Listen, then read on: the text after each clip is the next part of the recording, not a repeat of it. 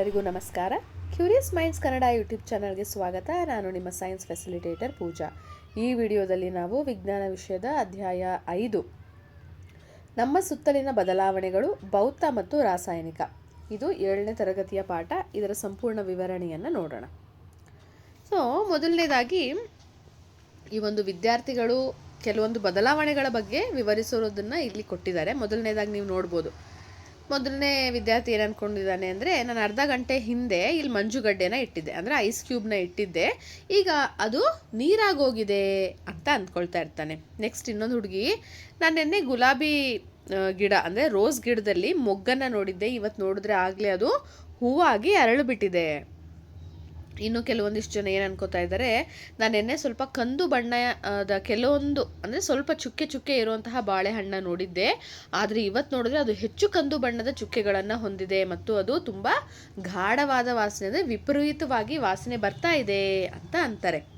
ಈ ಕೆಲವು ವಿದ್ಯಾರ್ಥಿಗಳು ಬದಲಾವಣೆಗಳನ್ನು ವಿವರಿಸುತ್ತಿದ್ದಾರೆ. ಅವರು ಯಾವ ರೀತಿಯ ಬದಲಾವಣೆ ಬಗ್ಗೆ ಮಾತಾಡ್ತಾ ಇದ್ದಾರೆ ಅಂತ ನಿಮಗೆ ಗೊತ್ತಾ? ನೋಡಿ, ಅಲ್ಲಿ ಐಸ್ ಕ್ಯೂಬು ನೀರಾಗೋದಿರಲಿ, ಮೊಗ್ಗು ಹೂವಾಗೋದಿರಲಿ, ಅಥವಾ ಬಾಳೆಹಣ್ಣು ಹೆಚ್ಚು ಹಣ್ಣಾಗೋದಿರಲಿ, ಇದೆಲ್ಲವೂ ಕೂಡ ಏನು ಬದಲಾವಣೆಗಳಿಗೆ ಕೆಲವೊಂದಿಷ್ಟು ಉದಾಹರಣೆಗಳು. ಈ ಬದಲಾವಣೆಗಳನ್ನು ನಾವು ವಾಪಸ್ಸು ಒಂದು ಸ್ಥಿತಿಯಿಂದ ಇನ್ನೊಂದು ಸ್ಥಿತಿಗೆ ತರಬಹುದಾ, ಅಥವಾ ಆ ಬದಲಾವಣೆಗಳನ್ನು ಹಿಮ್ಮುಖ ಮಾಡಲಿಕ್ಕೆ ಆಗೋದಿಲ್ವಾ ಅನ್ನೋದ್ರ ಬಗ್ಗೆ ನಾವು ಈ ಪಾಠದಲ್ಲಿ ತಿಳಿತಾ ಹೋಗ್ತೀವಿ. ಅದೇ ಭೌತ ಮತ್ತು ರಾಸಾಯನಿಕ ಬದಲಾವಣೆಗಳು. ಹಾಗೆ ಒಂದು ಚಟುವಟಿಕೆಯನ್ನು ಕೊಟ್ಟಿದ್ದಾರೆ ನೋಡಿ, ನಾವೀಗ ಆಲೋಚಿಸಿ ಚಿಂತಿಸೋಣ. ಏನಿದೆ? ನಿಮ್ಮ ಸುತ್ತಲೂ ಆಗುತ್ತಿರುವ ಅನೇಕ ಬದಲಾವಣೆಗಳನ್ನು ನೀವು ಗಮನಿಸಿರಬಹುದು. ನಿಮ್ಮ ಸುತ್ತಮುತ್ತ ಆಗೋ ಬದಲಾವಣೆ ಅಂದರೆ ಚೇಂಜಸ್ನ ನೀವು ನೋಡ್ತಾ ಇರ್ತೀರ.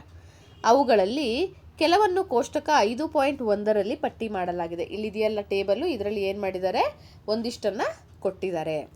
ಪ್ರತಿ ಸಂದರ್ಭದಲ್ಲಿ ಏನಾದರೂ ಬದಲಾಗುತ್ತಿರುವುದನ್ನು ನೀವು ಗಮನಿಸಿರಬಹುದು. ಪ್ರತಿಯೊಂದು ಸಂದರ್ಭದಲ್ಲಿನ ಬದಲಾವಣೆಗಳನ್ನು ಪರಿಶೀಲಿಸಲು ಕೂಡ ನೀವು ಸ್ವಲ್ಪ ಟ್ರೈ ಮಾಡಬಹುದು, ಸಮಯನ ತೆಗೆದುಕೊಂಡು ಯಾವ ಅವಲೋಕನಗಳನ್ನು ನೀವು ಈ ಟೇಬಲಲ್ಲಿ ಬರೀರಿ ಅನ್ನೋದನ್ನು ಕೊಟ್ಟಿದ್ದಾರೆ. ನೋಡೋಣ ಬನ್ನಿ ಏನೇನನ್ನು ಕೊಟ್ಟಿದ್ದಾರೆ ಅಂತ. ಫಸ್ಟು, ದ್ರವಿಸುತ್ತಿರುವ ಮಂಜುಗಡ್ಡೆಗಳು ಅಂದರೆ ದ್ರವಿಸುತ್ತಿರೋದು ಅಂದರೆ ದ್ರವ, ಮಂಜುಗಡ್ಡೆ ದ್ರವ ಆಗ್ತಿರೋದು ಅಂದರೆ ಕರಗ್ತಾ ಇರೋದು. ಅವಲೋಕನ ಏನಿರ್ಬೋದು? ಇಲ್ಲಿ ಹಿಮ ಅಥವಾ ಮಂಜುಗಡ್ಡೆ ಏನಿದೆ ನೀರಿನ ರೂಪಕ್ಕೆ ಪರಿವರ್ತನೆಯಾಗಿದೆ, ಹೌದಲ್ವಾ? ನೆಕ್ಸ್ಟು, ತರಕಾರಿಗಳನ್ನು ಕತ್ತರಿಸುವುದು ಅಂದರೆ ವೆಜಿಟೇಬಲ್ಸ್ ಇರುತ್ತಲ್ಲ, ಅದನ್ನು ಕಟ್ ಮಾಡೋದು.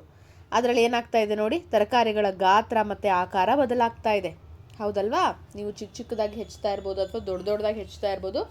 ಅದರ ಶೇಪು ಮತ್ತು ಸೈಜ್ ಏನಾಗ್ತಾ ಇದೆ, ಚೇಂಜ್ ಆಗ್ತಾ ಇದೆ.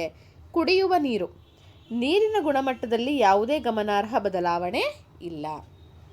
ಅದರಲ್ಲಿ ಯಾವುದೇ ಚೇಂಜಸನ್ನು ನಾವು ಅಷ್ಟಾಗಿ ತಿಳ್ಕೊಳ್ಳೋದಕ್ಕೆ ಅಥವಾ ಕಾಣಿಸೋದಕ್ಕೆ ಆಗಲ್ಲ. ಜೋಳದಿಂದ ಪಾಪ್ಕಾರ್ನ್ ತಯಾರಿಸೋದು. ನೀವು ಪಾಪ್ಕಾರ್ನ್ ಎಲ್ಲರೂ ತಿಂದಿರ್ತೀರ ಅಲ್ವಾ? ಅದು ಜೋಳದಿಂದ ತಯಾರಿಸೋದು. ಏನಾಗುತ್ತೆ, ಜೋಳದ ಕಾಳುಗಳು ಹಿಗ್ಗೋದು ಅಂದರೆ ದೊಡ್ಡದಾಗತ್ತೆ ಮತ್ತು ಅದು ಯೆಲ್ಲೋ ಕಲರಿಂದ ಬಿಳಿ ಬಣ್ಣಕ್ಕೆ ತಿರುಗುತ್ತೆ. ಕಾಗದದ ಚೂರನ್ನು ಕತ್ತರಿಸುವುದು, ಸಿಸರ್ ಬಳಸಿ ಅಂದರೆ ಕತ್ತರಿ ಬಳಸಿ ಅಥವಾ ಕೈಯಲ್ಲೇ ಚೂರು ಮಾಡೋದು. ಕಾಗದದ ಗಾತ್ರ ಏನಾಯಿತು, ಚೇಂಜ್ ಆಯಿತು, ದೊಡ್ಡದಿದ್ದು ಸಣ್ಣ ಸಣ್ಣ ಪೀಸ್ ಆಯಿತು. ಬೀಟ್ರೂಟ್ ಸಾರನ್ನು ನೀರಿಗೆ ಸೇರಿಸುವುದು. ಒಂದು ಬೀಟ್ರೂಟ್ ಸಾರು ತೊಗೊಂಡು ಜಾಸ್ತಿ ನೀರು ಸೇರಿಸ್ತಾ ಇದ್ರೆ ಏನಾಗುತ್ತೆ, ಬಣ್ಣ ಅಂದರೆ ನೀರು ಬಣ್ಣಕ್ಕೆ ತಿರುಗಿತು ಅಂದರೆ ನೀರೇನಾಗುತ್ತೆ, ಬೀಟ್ರೂಟ್ ಸಾರಿನ ಕಲರ್ಗೆ ಚೇಂಜ್ ಆಗುತ್ತೆ ಮತ್ತು ತುಂಬ ಏನಾಗುತ್ತೆ, ಅದು ತಿಳಿಯಾಗತ್ತೆ. ಕಟ್ಟಿಗೆಯನ್ನು ಸುಡುವುದು. ಇವಾಗ ಸೌದೆ ತೊಗೊಂಡು ಅದನ್ನು ಬೆಂಕಿ ಹಚ್ಚಿ ಸುಡೋದು. ಕಟ್ಟಿಗೆ ಏನಾಗುತ್ತೆ, ಬೂದಿ ಆಗುತ್ತೆ ಮತ್ತು ಹೊಗೆ ಬರುತ್ತೆ, ಹೌದಲ್ವಾ? ಅದು ಅನಿಲಗಳಾಗಿ ಪರಿವರ್ತನೆಯನ್ನು ಹೊಂದುತ್ತೆ. ಒದ್ದೆ ಬಟ್ಟೆಯನ್ನು ಒಣಗಿಸೋದು. ನೀವು ಬಟ್ಟೆ ಒಗೆದ ಮೇಲೆ ಏನು ಮಾಡ್ತೀರ, ಅದನ್ನು ಒಣಗಿ ಹಾಕ್ತೀರ ಅಲ್ವಾ? ಅವಾಗ ಏನಾಗುತ್ತೆ, ಬಟ್ಟೆ ಒಣಗುತ್ತೆ. ಹಾಗೆ ಅದು ದೈಹಿಕ ಬದಲಾವಣೆ. ಬಟ್ಟೆ ಏನಾಗುತ್ತೆ, ಅದರಲ್ಲಿರೋ ನೀರೆಲ್ಲ ಆವಿಯಾಗತ್ತೆ. ನೀರು ಆವಿ ಆದಾಗಲೇ ಅಲ್ವಾ ಬಟ್ಟೆ ಒಣಗೋದು.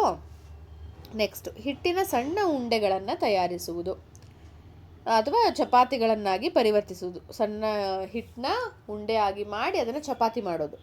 ಹಿಟ್ಟಿನ ಆಕಾರ ಬದಲಾಯಿತು, ಚಪಾತಿ ಬೆಂದ ಮೇಲೆ ಅದರ ಹಿಟ್ಟು ಕೂಡ ಸಂಪೂರ್ಣವಾಗಿ ಬದಲಾಗುತ್ತೆ. ಅದೇ ನೋಡಿ, ಚಪಾತಿಗಳನ್ನಾಗಿ ಪರಿವರ್ತಿಸುವುದು, ಹಿಟ್ಟಿನ ಆಕಾರ ಮತ್ತು ಸ್ಥಿತಿ ಎರಡೂ ಕೂಡ ಬದಲಾವಣೆಯನ್ನು ಹೊಂದುತ್ತೆ. ಇಷ್ಟರಲ್ಲಿ ನೀವು ಏನು ನೋಡ್ಬೋದು ಗೊತ್ತಾ, ಕೆಲವೊಂದಿಷ್ಟು ಬದಲಾವಣೆಗಳನ್ನು ನಾವು ವಾಪಸ್ ಹಿಮ್ಮುಖ ಮಾಡಬಹುದು. ಫಾರ್ ಎಕ್ಸಾಂಪಲ್, ಇವಾಗ ಮಂಜುಗಡ್ಡೆ ಕರಗಿ ನೀರಾಗುತ್ತೆ, ಅದೇ ನೀರನ್ನು ತೊಗೊಂಡು ಫ್ರೀಸರಲ್ಲಿ ಇಟ್ಟರೆ ಏನಾಗುತ್ತೆ, ಮತ್ತೆ ಮಂಜುಗಡ್ಡೆ ಆಗುತ್ತೆ. ನಾವು ಅದನ್ನು ಚೇಂಜ್ ಮಾಡಬಹುದು ಮತ್ತೆ. ಇವಾಗ ತರಕಾರಿನ ಕತ್ತರಿಸಿ ಸಣ್ಣದಾಗಿ ಕತ್ತರಿಸಿರ್ತೀವಿ, ಆಕಾರ ಚೇಂಜ್ ಆಗಿರುತ್ತೆ. ಅದನ್ನು ನಾವು ಮತ್ತೆ ಸೇಮ್ ಕ್ಯಾರೆಟನ್ನು ಸಣ್ಣ ತುರಿದು ಬಿಟ್ಟಿರ್ತೀವಿ ಅಂದ್ಕೊಳ್ಳೋಣ, ಮತ್ತೆ ವಾಪಸ್ ಕ್ಯಾರೆಟ್ ಕೊಡಿ ಅಂದರೆ ಸಾಧ್ಯನಾ? ಇಲ್ಲ. ಹಾಗಂತ ಕ್ಯಾರೆಟ್ನ ಗುಣ ಏನಾದರೂ ಬದಲಾಯ್ತಾ? ಅದು ಕೂಡ ಇಲ್ಲ, ಬರೀ ಅಲ್ಲಿ ಆಕಾರ ಮತ್ತು ಗಾತ್ರ ಚೇಂಜ್ ಆಗಿದೆ ಅಷ್ಟೇ. ಇನ್ನು ಪಾಪ್ಕಾರ್ನ್ ತಯಾರು ಮಾಡೋದು, ವಾಪಸ್ ನಿಮ್ಗೆ ಪಾಪ್ಕಾರ್ನ್ ಮಾಡಿದ್ಮೇಲೆ ವಾಪಸ್ ಜೋಳ ಕೊಡಿ ಅಂದರೆ ಆಗುತ್ತಾ? ಇಲ್ಲ, ಸಂಪೂರ್ಣವಾಗಿ ಅದು ಚೇಂಜ್ ಆಗಿ ಹೋಗಿರುತ್ತೆ. ಕಾಗದದ ಚೂರು ಮಾಡಿದ್ಮೇಲೆ ನೀವು ಅದನ್ನು ವಾಪಸ್ ಕೊಡಿ ಅಂದರೆ ಪ್ಲಾಸ್ಟರ್ ಹಾಕಿ ಅಂಟಿಸಬಹುದು, ಆದರೆ ಏನಾಗುತ್ತೆ, ಅದು ಮೊದಲಿನ ಥರ ನೀಟಾಗಿ ಆಗೋದಕ್ಕೆ ಸಾಧ್ಯ ಇಲ್ಲ. ಇದರಿಂದ ತಿಳಿಯೋದೇನೆಂದರೆ ಕೆಲವೊಂದಿಷ್ಟು ಚೇಂಜಸನ್ನು ನಾವು ವಾಪಸ್ ಹಿಂಪಡಿಬಹುದು, ಕೆಲವೊಂದಿಷ್ಟನ್ನು ನಾವು ಹಿಂದೆ ಪಡೆಯೋದಕ್ಕೆ ಸಾಧ್ಯ ಇಲ್ಲ. ಬೆಸ್ಟ್ ಎಕ್ಸಾಂಪಲು ಬಾಳೆಕಾಯಿ, ಅದನ್ನು ಇಟ್ಟು ಹಣ್ಣು ಮಾಡಿದ್ಮೇಲೆ ವಾಪಸ್ ನಮಗೆ ಬಾಳೆಕಾಯಿ ಕೊಡು ಅಂದರೆ ಆಗುತ್ತಾ? ಇಲ್ಲ. ಅಂದರೆ ಕೆಲವೊಂದಿಷ್ಟನ್ನು ನಾವು ಹಿಮ್ಮುಖವಾಗಿ ಪಡೆಯೋದಕ್ಕೆ ಸಾಧ್ಯ ಆಗೋದಿಲ್ಲ. ಸೊ ಈ ಚಾಪ್ಟರಲ್ಲಿ ನಾವು ಅಂತಹ ಬದಲಾವಣೆಗಳ ಬಗ್ಗೆ ತಿಳಿತಾ ಹೋಗ್ತೀವಿ. ನೋಡಿ, ನಿಮ್ಮ ಸುತ್ತಲಿನ ಬದಲಾವಣೆಗಳನ್ನು ಗಮನಿಸುವುದು. ಈ ಬದಲಾವಣೆಗಳು ವಸ್ತು ಅಥವಾ ವಸ್ತುವಿನ ಗಾತ್ರ ಅಂದರೆ ಸೈಜು, ಆಕಾರ ಅಂದರೆ ಶೇಪ್, ವಾಸನೆ ಅಥವಾ ಇತರ ಗುಣಗಳಿಗೆ ಸಂಬಂಧಿಸಿದ್ದಾಗಿರಬಹುದು. ಸೊ ಅದರ ಚೇಂಜಸ್ ಏನೇನಿರ್ಬೋದು, ಸೈಜಲ್ಲಿ, ಶೇಪಲ್ಲಿ, ಸ್ಮೆಲ್ಲಲ್ಲಿ ಚೇಂಜಸ್ನ ನೀವು ನೋಡ್ತಾ ಇರಬಹುದು. ನಿಮ್ಮ ಸುತ್ತಮುತ್ತಲಿನಲ್ಲಿ ಸಂಭವಿಸುವ ಇತರ ಕೆಲವು ಬದಲಾವಣೆಗಳ ಬಗ್ಗೆ ಏನಾದರೂ ಇದ್ದರೆ ನೀವು ಅದನ್ನು ಪಟ್ಟಿ ಮಾಡಬಹುದು. ಉದಾಹರಣೆ ನೋಡಿದ್ರೆ ಆಕಾರ ಮತ್ತು ಗಾತ್ರ, ಐಸ್ ಕರಗೋದು, ಊದ್ಬತ್ತಿ, ನೀವು ಬೆಂಕಿ ಹಚ್ಚಿದ ತಕ್ಷಣ ಊದ್ಬತ್ತಿಯಿಂದ ವಾಸನೆ ಬರುತ್ತೆ, ಚೇಂಜ್ ಆಗುತ್ತೆ. ಆಮೇಲೆ ಸೇಬು, ಅದನ್ನು ಅಂದರೆ ಆ್ಯಪಲ್ನ ಕಟ್ ಮಾಡಿದ್ಮೇಲೆ ಏನಾಗುತ್ತೆ, ಕಂಪ್ಲೀಟಾಗಿ ಬಣ್ಣ ಚೇಂಜ್ ಆಗುತ್ತೆ. ಕಟ್ ಮಾಡ್ತಾ ಇದ್ದ ಹಾಗೆ ಒಳಗಡೆ ಕ್ರೀಮಿಶ್ ಕಲರ್ ಇರುತ್ತೆ, ಸ್ವಲ್ಪ ಹೊತ್ತು ಬಿಟ್ಬಿಟ್ರೆ ಅದು ಬ್ರೌನ್ ಕಲರ್ ಆಗುತ್ತೆ ಅಲ್ವಾ? ಸೊ ನೀವು ಕಲರಲ್ಲೂ ಕೂಡ ಏನು ಮಾಡ್ಬೋದು, ಚೇಂಜಸನ್ನು ನೋಡಬಹುದು. ಹಾಗೆ ಆ ಚೇಂಜಸ್ ಆಗಿದೆ ಅಂತ ನಮಗೆ ಹೇಗೆ ಗೊತ್ತಾಗುತ್ತೆ, ಹೇಗೆ ಗ್ರಹಿಕೆ ಆಗುತ್ತೆ, ಬದಲಾವಣೆಗಳನ್ನು ನಾವು ಹೇಗೆ ನೋಡ್ತೀವಿ? ದೃಷ್ಟಿ ಅಂದರೆ ನೋಡೋದ್ರ ಮೂಲಕ ಆಗಿರಬಹುದು, ಅಥವಾ ವಾಸನೆ ಅಲ್ವಾ. ನೆಕ್ಸ್ಟ್ ಸ್ಪರ್ಶ, ಮುಟ್ಟಿ ನೋಡಿ ಚೇಂಜ್ ಆಗಿದೆಯಾ ಇಲ್ವಾ ಅಂತ ಹೇಳ್ಬೋದು. ಕೇಳಿಸ್ಕೊಳ್ಳೋದ್ರ ಮೂಲಕ, ಶ್ರವಣ ಇರಬಹುದು. ರುಚಿ, ಟೇಸ್ಟ್ ಮೂಲಕ. ಸೊ ನಮ್ಮ ಇಂದ್ರಿಯಗಳನ್ನು ಬಳಸಿ ನಾವೇನು ಮಾಡ್ತೀವಿ ಅಂದರೆ ಕಣ್ಣು, ಕಿವಿ, ಮೂಗು, ಬಾಯಿ, ಸ್ಪರ್ಶ ಅಂದರೆ ಕೈ ಕಾಲುಗಳ ಸ್ಪರ್ಶದಿಂದ ನಾವು ನಮ್ಮ ಸುತ್ತಲೂ ಬದಲಾವಣೆಗಳನ್ನು ಹೇಗೆ ಸಂಭವಿಸ್ತಾ ಇದೆ ಅನ್ನೋದನ್ನು ಗಮನಿಸಬಹುದು.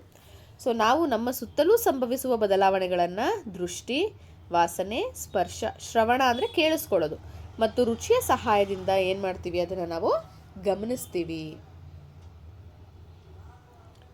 ನಾವು ಈ ಬದಲಾವಣೆಗಳನ್ನು ವರ್ಗೀಕರಿಸಬಹುದೇ? ವರ್ಗೀಕರಣ ಅಂದರೆ ನಾವು ಸಪ್ರೇಟ್ ಕ್ಲಾಸಿಫಿಕೇಷನ್ ಮಾಡಬಹುದಾ? ಈ ಪ್ರಶ್ನೆಗೆ ಉತ್ತರಿಸಲು ನಾವೀಗ ಪ್ರಯತ್ನಿಸೋಣ. ಒಂದು ವಸ್ತುವನ್ನು ತನ್ನ ಗೋಚರತೆಯಲ್ಲಿ ಅಂದರೆ ಕಾಣಿಸೋದ್ರಲ್ಲಿ ಬದಲಾವಣೆ ಆಗೋದನ್ನು ಹೇಗೆ ಉಳಿಯುತ್ತೆ ಅಂತ ನೋಡೋಣ. ಇವಾಗ ಮೊದಲನೇದು ಕೊಟ್ಟಿದ್ದಾರೆ ನೋಡಿ, ಕಾಗದದಿಂದ ಕೆಲವು ವಸ್ತುಗಳನ್ನು ಸೃಷ್ಟಿಸೋದು.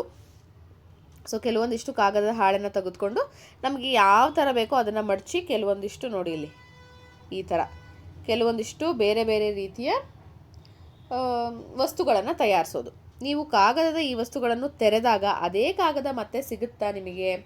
ಅಂದರೆ ಈ ಥರ ಮಡಚಿರ್ತೀರಲ್ಲ, ಅದನ್ನು ಓಪನ್ ಮಾಡಿದ್ರೆ ಅದೇ ಕಾಗದ ಸಿಗುತ್ತಾ? ಸಿಗುತ್ತೆ. ಸ್ವಲ್ಪ ಮುದುಡ್ಕೊಂಡಿರಬಹುದು, ಆದರೂ ಕೂಡ ಅದೇ ಕಾಗದ ನಿಮ್ಗೆ ಏನಾಗುತ್ತೆ, ಸಿಗುತ್ತೆ. ಇಲ್ಲಿ ಇನ್ನೊಂದಿದೆ, ಬಲೂನಿನೊಂದಿಗೆ ಆಟ ಅಂತ. ಏನು ಮಾಡಬೇಕಿಲ್ಲಿ, ಒಂದು ಬಲೂನನ್ನು ತೆಗೆದುಕೊಂಡು ಅದಕ್ಕೆ ಚೆನ್ನಾಗಿ ಗಾಳಿಯನ್ನು ಊದಬೇಕು, ಅದನ್ನು ಟೈಟಾಗಿ ಕಟ್ಟಬೇಕು. ಈಗ ಅಂದರೆ ಟೈಟಾಗಿ ಹಿಡ್ಕೊಂಡು ನಿಮ್ಮ ಹಿಡಿತವನ್ನು ಸಡಿಲಿಸಿ ಸ್ವಲ್ಪ ಹೊತ್ತಾದಮೇಲೆ ಗಾಳಿನ ಆಚೆ ಹೋಗೋದಕ್ಕೆ ಬಿಡಿ. ಸೊ ಗಾಳಿ ಇಲ್ಲದೆ ಅದೇ ಬಲೂನ್ ನಿಮಗೆ ಬರುತ್ತಾ? ಫಸ್ಟು ಊದಕ್ಕಿಂತ ಮುಂಚೆ ಇತ್ತಲ್ಲ ಅದೇ ಬಲೂನ್ ಶೇಪ್ ಬಂತ ಬರುತ್ತೆ. ಮತ್ತೊಂದು ಬಲೂನನ್ನು ತಗೊಂಡು ಅದಕ್ಕೆ ಗಾಳಿ ತುಂಬಿ ಅದರ ಬಾಯನ್ನು ಬಿಗಿಯಾಗಿ ಹಿಡ್ಕೊಂಡು ಒಂದು ಸೂಜಿ ತಗೊಂಡು ಚುಚ್ಚಬೇಕು. ಸೊ ಜಾಗರೂಕತೆಯಿಂದ ನೀವು ಅದನ್ನು ಚುಚ್ಚಿದಾಗ ಏನಾಗುತ್ತೆ, ಅದೇ ಬಲೂನ ನಿಮಗೆ ವಾಪಸ್ ಸಿಗುತ್ತಾ? ಖಂಡಿತ ಇಲ್ಲ. ಏನಾಗೋಗಿರುತ್ತೆ, ಅದು ಒಡೆದು ಹೋಗಿರುತ್ತೆ. ಹಾಗೆ ಸೀಮೆ ಸುಣ್ಣದ ಪುಡಿ ಅಂದರೆ ಚಾಕ್ ಪೀಸ್, ಒಂದೇ ಸೀಮೆ ಸುಣ್ಣದ ಪುಡಿಯನ್ನು ತುಂಡನ್ನು ತಗೊಂಡು ಅದನ್ನ ಪುಡಿ ಮಾಡಿ ಮತ್ತೆ ಸೀಮೆ ಸುಣ್ಣ ಮಾಡಲಿಕ್ಕಾಗತ್ತಾ? ಅದನ್ನು ಅದೇ ನೀರಲ್ಲಿ ಕಲಸಿ ಸ್ವಲ್ಪ ಗಟ್ಟಿ ಮಾಡಿಟ್ರೆ ಆಗುತ್ತಾ? ಹೌದು, ಅದನ್ನು ಕೂಡ ನಾವು ಪಡಿಬಹುದು. ಎ, ಬಿ ಮತ್ತು ಸಿ ಚಟುವಟಿಕೆಗಳಲ್ಲಿನ ಬದಲಾವಣೆಗಳಲ್ಲಿ ಏನಾದರೂ ಸಾಮ್ಯತೆ ಇದೆಯೇ? ಈ ಎಲ್ಲ ಬದಲಾವಣೆಗಳಲ್ಲಿ ಅಂದರೆ ಕಾಗದ ಆಗಿರಬಹುದು, ಬಲೂನ್ ಆಗಿರಬಹುದು, ಸೀಮೆ ಸುಣ್ಣ ಆಗಿರಬಹುದು, ಗೋಚರತೆಯಲ್ಲಿ ಬದಲಾವಣೆ ಕಂಡುಬರ್ತದೆ. ಅಂದರೆ ಕಾಣಿಸೋದ್ರಲ್ಲಿ ಚೇಂಜಸ್ ಆಗುತ್ತೆ. ಫಾರ್ ಎಕ್ಸಾಂಪಲ್, ಪೇಪರನ್ನು ತೊಗೊಂಡು ನೀವು ಫೋಲ್ಡ್ ಮಾಡಿದಾಗ ಅದನ್ನು ಓಪನ್ ಮಾಡಿದ್ರೆ ಅದು ಸ್ವಲ್ಪ ಮಡ್ಚಿರೋ ಥರ ಕಾಣಿಸುತ್ತೆ. ಸೊ ನೋಡೋದ್ರಲ್ಲಿ ಚೇಂಜ್ ಇರುತ್ತೆ. ಬಲೂನು ನೀವು ಒಡೆದಾಗ ಅದು ಮೊದಲಿನ ಥರ ಕಾಣಿಸಲ್ಲ ಅಲ್ವಾ, ಏನಾಗೋಗಿರುತ್ತೆ, ಒಡೆದು ಹೋಗಿರುತ್ತೆ, ಹರಿದೋಗಿರುತ್ತೆ. ಆಮೇಲೆ ಚಾಕ್ ಪೀಸು ಬರೆದು ಬರೆದು ಬರೆದು ಬರೆದು ಪುಡಿ ಆಗಿರುತ್ತೆ, ಅಂದರೆ ಸಾಲಿಡ್ ಆಗಿ ನಮಗೆ ಕಾಣಿಸಲ್ಲ. ಸೊ ಗೋಚರತೆಯಲ್ಲಿ ಏನಿರಲ್ಲ, ಅದು ಮೊದಲಿನ ತರಹ ಇರಲ್ಲ. ನೀರು ವಿವಿಧ ಸ್ಥಿತಿ ಅಂದರೆ ಘನ, ದ್ರವ ಮತ್ತು ಅನಿಲ ಇರುತ್ತೆ ಮತ್ತು ಒಂದು ಸ್ಥಿತಿಯಿಂದ ಮತ್ತೊಂದು ಸ್ಥಿತಿಗೆ ಬದಲಾವಣೆ ಹೊಂದುತ್ತದೆ. ಇದನ್ನ ನಾವು 6ನೇ ಕ್ಲಾಸಲ್ಲೇ ತಿಳ್ಕೊಂಡಿದ್ದೀವಿ ಅಲ್ವಾ.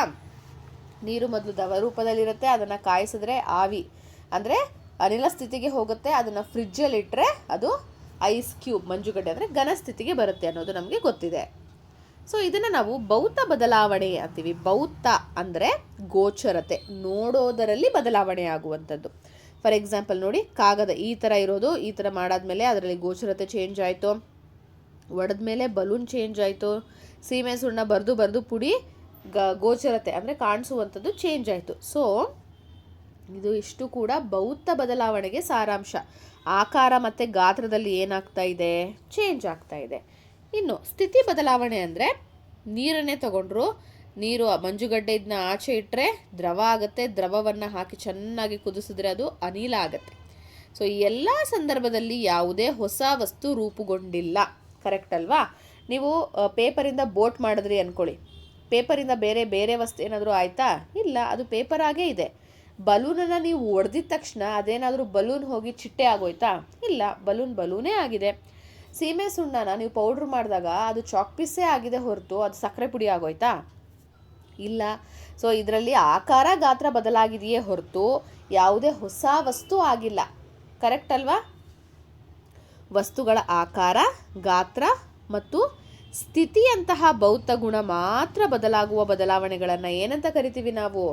ಭೌತ ಬದಲಾವಣೆಗಳು, ಫಿಸಿಕಲ್ ಚೇಂಜ್ ಅಂತ ಕರಿತೀವಿ. ಅಂದರೆ ಬರೀ ಸೈಜು, ಶೇಪು ಮತ್ತು ಈ ಥರ ಸ್ಟೇಟ್ಸ್ ಆಫ್ ಮ್ಯಾಟರು ಅಂದರೆ ಘನ, ಅನಿಲ, ದ್ರವ ಈ ಥರದಷ್ಟೇ ಚೇಂಜ್ ಆಗೋದನ್ನು ನಾವು ಭೌತ ಬದಲಾವಣೆ ಅಥವಾ ಫಿಸಿಕಲ್ ಚೇಂಜ್ ಅಂತ ಕರಿತೀವಿ. ಎಕ್ಸಾಂಪಲ್, ಬೆಸ್ಟ್ ಎಕ್ಸಾಂಪಲ್ ಏನು ಗೊತ್ತಾ? ನೀವು ನಿಮ್ಮ ಹೈಟಲ್ಲಿ ಬೆಳೀತಾ ಇದ್ದೀರಾ, ಎತ್ತರ ಆಗ್ತಾ ಇದ್ದೀರಾ, ಅಥವಾ ನಿಮ್ಮ ವೆಯ್ಟ್, ನಿಮ್ಮ ತೂಕ ಜಾಸ್ತಿ ಆಗ್ತಾ ಇದೆ. ನೀವು ಆಕಾರ ಮತ್ತು ಗಾತ್ರದಲ್ಲಿ ಮಾತ್ರ ತಾನೇ ಬೆಳೀತಾ ಇರೋದು. ಸೊ ಅಂತಹದ್ದನ್ನು ನೀವೇನಾದರೂ ಚೇಂಜ್ ಆಗ್ತಾ ಇದ್ದೀರಾ? ಇಲ್ಲ, ನಿಮ್ಮ ಹೈಟ್ ಬೆಳೀತಾ ಇದೆ, ಹಾಗೆ ನಿಮ್ಮ ತೂಕ ಬೆಳೀತಾ ಇದೆ ಅಷ್ಟೇ. ಅದನ್ನು ನಾವೇನಂತ ಕರಿತೀವಿ? ಫಿಸಿಕಲ್ ಚೇಂಜ್, ಭೌತ ಬದಲಾವಣೆ ಅಂತ ಕರಿತೀವಿ. ಇದಷ್ಟೇ ಅಲ್ಲದೆ ಇನ್ನೊಂದು ರೀತಿಯ ಬದಲಾವಣೆ ಇದೆ, ಅದು ಮುಂದಿನ ಹಂತ. ಸೊ ನಾವೀಗ ಒಂದು ವಿಭಿನ್ನ ರೀತಿಯ ಬದಲಾವಣೆಯನ್ನು ಅನ್ವೇಷಿಸೋಣ. ಸೊ ಇದರಲ್ಲಿ ನೀವು ಆಕಾರ, ಗಾತ್ರ ಮತ್ತು ಭೌತ ಬದಲಾವಣೆಯನ್ನು ಮಾತ್ರ ನೋಡಿದ್ರಿ, ಭೌತ ಗುಣಗಳ ಬದಲಾವಣೆ. ಸೊ ಇದನ್ನು ಬಿಟ್ಟು ಬೇರೆ ಒಂದಿಷ್ಟು ಬದಲಾವಣೆ ಇದೆ, ಅದು ಏನು ಅನ್ನೋದನ್ನು ನಾವೀಗ ನೋಡೋಣ. ನಾವೀಗ ಅನ್ವೇಷಿಸೋಣ. ಇದು ಒಂದು ಇಂಟ್ರೆಸ್ಟಿಂಗ್ ಆ್ಯಕ್ಟಿವಿಟಿ.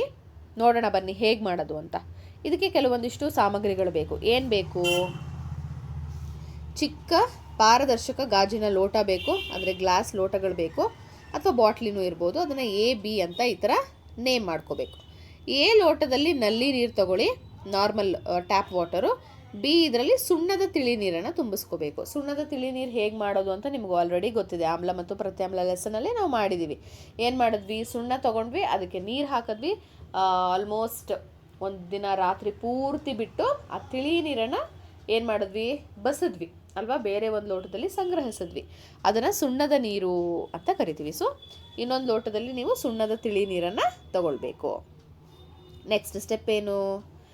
ಗಾಳಿ ಊದೋದು. ಇದೆಲ್ಲ ತೊಗೊಂಡ್ಮೇಲೆ ಅದರೊಳಗಡೆ ಸ್ಟ್ರಾ ಯೂಸ್ ಮಾಡಿ ಗಾಳಿಯನ್ನು ಊದಬೇಕು. ಪ್ರತಿ ಲೋಟಕ್ಕೆ ಪ್ರತ್ಯೇಕ ಸ್ಟ್ರಾ, ಹೀರುಕೊಳವೆ ಅಂದರೆ ಸ್ಟ್ರಾನ ಬಳಸ್ಬಿಟ್ಟು ಒಂದೇ ಕಾಲದಲ್ಲಿ ಏನು ಮಾಡಬೇಕು? ಗಾಳಿನ ಊದಬೇಕು. ಊದಿದ ಮೇಲೆ ಅದು ಏನಾಗುತ್ತೆ ಅನ್ನೋದನ್ನು ನೀವು ಗಮನಿಸಬೇಕು. ನೋಡಿ, ಇದು ನಲ್ಲಿ ನೀರು, ಹಾಗೆ ಇದು ಸುಣ್ಣದ ತಿಳಿ ನೀರು. ಸೊ ಏನಾಗುತ್ತೆ ಅನ್ನೋದನ್ನು ನೀವೇನು ಮಾಡಬೇಕು? ವೀಕ್ಷಿಸಬೇಕು. ಬನ್ನಿ ಹಾಗಾದರೆ ಆ ಆ್ಯಕ್ಟಿವಿಟಿಯನ್ನು ನೋಡ್ಕೊಂಡು ಬರೋಣ. ನಿಮ್ಮ ಟೆಕ್ಸ್ಟ್ ಬುಕ್ನಲ್ಲಿ ಒಂದು ಚಟುವಟಿಕೆಯನ್ನು ಕೊಟ್ಟಿದ್ದಾರೆ, ಚಟುವಟಿಕೆ 5.3. ಅಲ್ಲಿ ಏನು ಹೇಳಿದ್ದಾರೆ? ಒಂದು ಗ್ಲಾಸಲ್ಲಿ ನಲ್ಲಿ ನೀರನ್ನು ತಗೊಳ್ಳಿ ಅಂತ. ಇಲ್ಲಿ ನಲ್ಲಿ ನೀರನ್ನು ತಗೊಂಡಿದ್ದೀನಿ. ಇನ್ನೊಂದು ಗ್ಲಾಸಲ್ಲಿ ನಾನು ಸುಣ್ಣದ ತಿಳಿ ನೀರನ್ನು ತಗೊಂಡಿದ್ದೀನಿ. ಅಂದರೆ ಸುಣ್ಣದ ತಿಳಿ ನೀರಿನಲ್ಲಿ ಯಾವ ಕೆಮಿಕಲ್ ಇರುತ್ತೆ ಅಂತ ಅಂದರೆ ಕ್ಯಾಲ್ಸಿಯಂ ಹೈಡ್ರಾಕ್ಸೈಡ್ ಇರುತ್ತೆ. ಈಗ ಏನು ಮಾಡಬೇಕು? ಸ್ಟ್ರಾನ ಸಹಾಯದಿಂದ ಎರಡಕ್ಕೂ ನಾನು ಗಾಳಿಯನ್ನು ಊದಬೇಕು. ನಿಮ್ಮೆಲ್ರಿಗೂ ಗೊತ್ತಿರೋ ಹಾಗೆ ಉಸಿರಾಟದ ಪ್ರಕ್ರಿಯೆಯಲ್ಲಿ ನಾವು ಉಸಿರನ್ನ ಒಳಗಡೆ ತಗೊಂಡಾಗ ಆಕ್ಸಿಜನ್ ಅನ್ನ ಒಳಗಡೆ ತಗೊಳ್ತೀವಿ, ಹಾಗೆ ಹೊರಗಡೆ ಬಿಡುವಾಗ ಗಾಳಿಯಲ್ಲಿ ಕಾರ್ಬನ್ ಡೈಆಕ್ಸೈಡ್ ನ ಪ್ರಮಾಣ ಹೆಚ್ಚಾಗಿ ಇರುತ್ತೆ ಅಲ್ವಾ. ಇವಾಗ ನಾನು ಏನ್ ಮಾಡ್ಬೇಕು? ಗಾಳಿಯನ್ನು ಊದಬೇಕು. ಮೊದಲು ನಲ್ಲಿ ನೀರಿಗೆ ಗಾಳಿಯನ್ನ ಊದ್ತೀನಿ.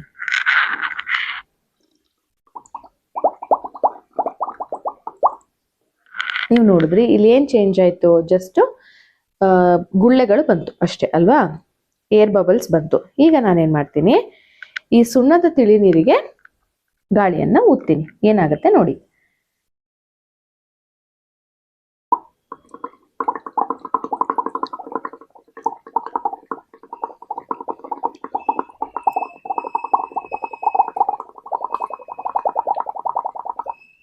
ನೀವು ನೋಡಿದ್ರಿ ಆ ಬಬಲ್ಸ್ನ ಜೊತೆಗೆ ಇಲ್ಲಿಯ ನೀರಿನ, ಸುಣ್ಣದ ತಿಳಿ ನೀರಿನ ಬಣ್ಣವೂ ಕೂಡ ಕಂಪ್ಲೀಟ್ ಆಗಿ ಚೇಂಜ್ ಆಯ್ತು, ಹೌದಲ್ವಾ. ಇದು ಆಲ್ಮೋಸ್ಟ್ ಹಾಲಿನ ಬಣ್ಣ ಅಂದ್ರೆ ಬಿಳಿ ಬಣ್ಣಕ್ಕೆ ಟರ್ನ್ ಆಯ್ತು. ಯಾಕೆ ಟರ್ನ್ ಆಯ್ತು? ಸುಣ್ಣದ ತಿಳಿ ನೀರು ಮೊದಲಿಗೆ ಬರೀ ಕ್ಯಾಲ್ಸಿಯಂ ಹೈಡ್ರಾಕ್ಸೈಡ್ ಅನ್ನ ಹೊಂದಿರುತ್ತೆ. ನೀವು ಕಾರ್ಬನ್ ಡೈಆಕ್ಸೈಡ್ ನ ಅದಕ್ಕೆ ಊದಿದಾಗ ಅಲ್ಲಿ ಕೆಮಿಕಲ್ ಚೇಂಜ್ ಆಗುತ್ತೆ, ಅಂದ್ರೆ ರಾಸಾಯನಿಕ ಬದಲಾವಣೆ ಉಂಟಾಗತ್ತೆ.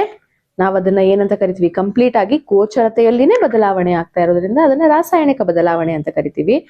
ಸೊ ಕ್ಯಾಲ್ಸಿಯಂ ಹೈಡ್ರಾಕ್ಸೈಡ್ ಇದ್ದಿದ್ದು ಕಾರ್ಬನ್ ಡೈಆಕ್ಸೈಡ್ ಜೊತೆಗೆ ರಿಯಾಕ್ಟ್ ಆಗಿ ಅದು ಕ್ಯಾಲ್ಸಿಯಂ ಕಾರ್ಬೋನೇಟ್ ಆಗಿ ಚೇಂಜ್ ಆಯ್ತು. ಇದನ್ನ ನೀವು ಹೀಗೆ ಸ್ವಲ್ಪ ಹೊತ್ತು ಬಿಟ್ರೆ ಆ ಬಿಳಿ ಬಣ್ಣದ ಎಲ್ಲ ಏನಿರುತ್ತಲ್ವ ಪಾರ್ಟಿಕಲ್ಸ್ ಹೋಗಿ ಕೆಳಗಡೆಗೆ ಸೆಟಲ್ ಆಗುತ್ತೆ, ಅದು ಕ್ಯಾಲ್ಸಿಯಂ ಕಾರ್ಬೋನೇಟ್ ಆಗಿ ಇರುತ್ತೆ. ನೋಡಿದ್ರಲ್ವಾ. ಸೊ ವೀಕ್ಷಣೆ ಮತ್ತು ಎಚ್ಚರಿಕೆ, ನೀವು ಆಕ್ಟಿವಿಟಿನಲ್ಲೇ ನೋಡ್ಬಿಟ್ರಿ, ನಲ್ಲಿ ನೀರಲ್ಲಿ ಕಲರ್ ಚೇಂಜ್ ಆಗಲಿಲ್ಲ. ಆದರೆ ಸುಣ್ಣದ ತಿಳಿ ನೀರು ಯಾವ ಕಲರ್ ಆಯಿತು? ವೈಟ್ ಕಲರ್, ಹಾಲಿನ ಥರ ಆಯಿತು ನೋಡಿ. ಇವಾಗ ಗಾಜಿನ ಲೋಟ ಎ ಅಂದರೆ ನಲ್ಲಿ ನೀರಿನಲ್ಲಿ ಯಾವುದೇ ಗಮನಾರ್ಹ ಬದಲಾವಣೆ ಕಾಣಿಸ್ಲಿಲ್ಲ, ಅದು ನೀರು ಥರನೇ ಇದೆ.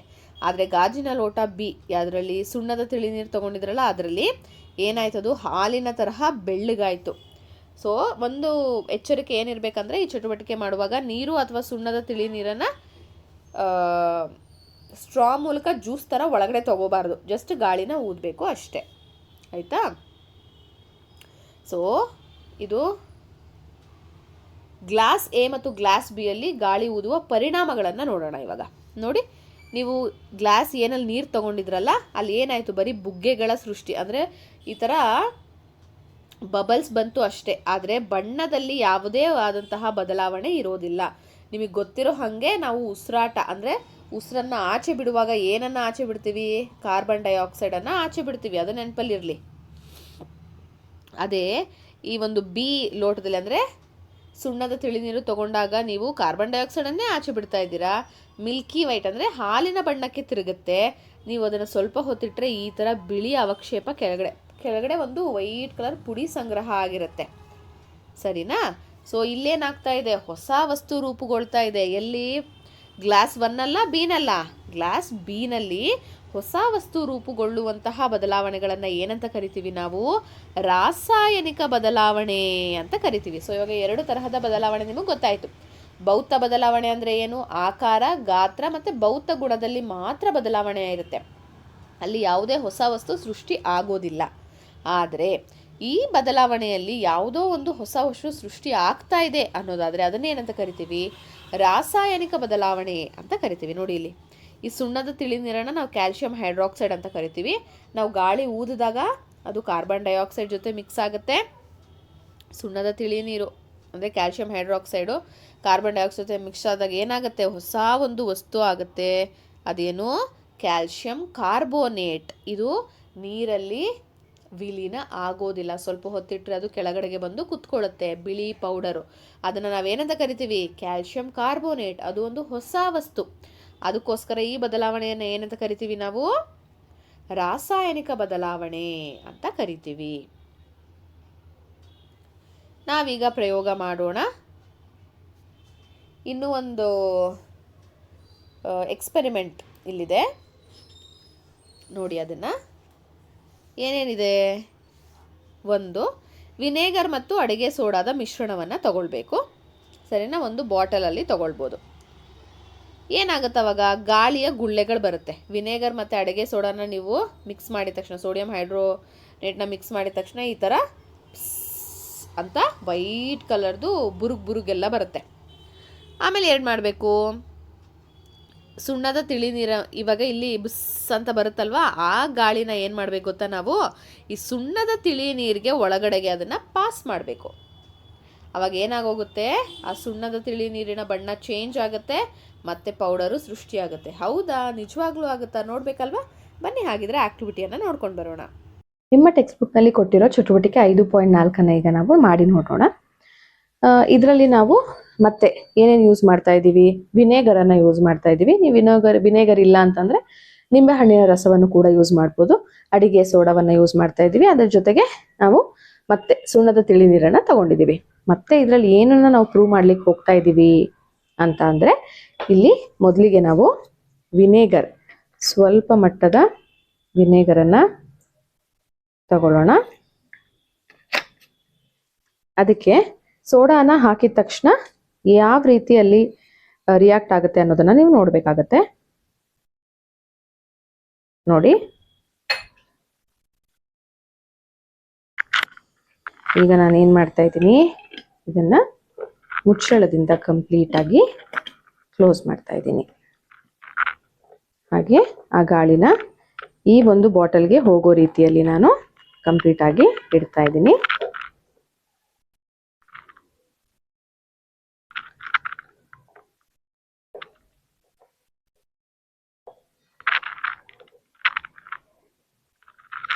ಕೇರ್ಫುಲ್ ಆಗಿ ಈ ಒಂದು ಸುಣ್ಣದ ತಿಳಿ ನೀರನ್ನು ಅಬ್ಸರ್ವ್ ಮಾಡಬೇಕಾಗತ್ತೆ.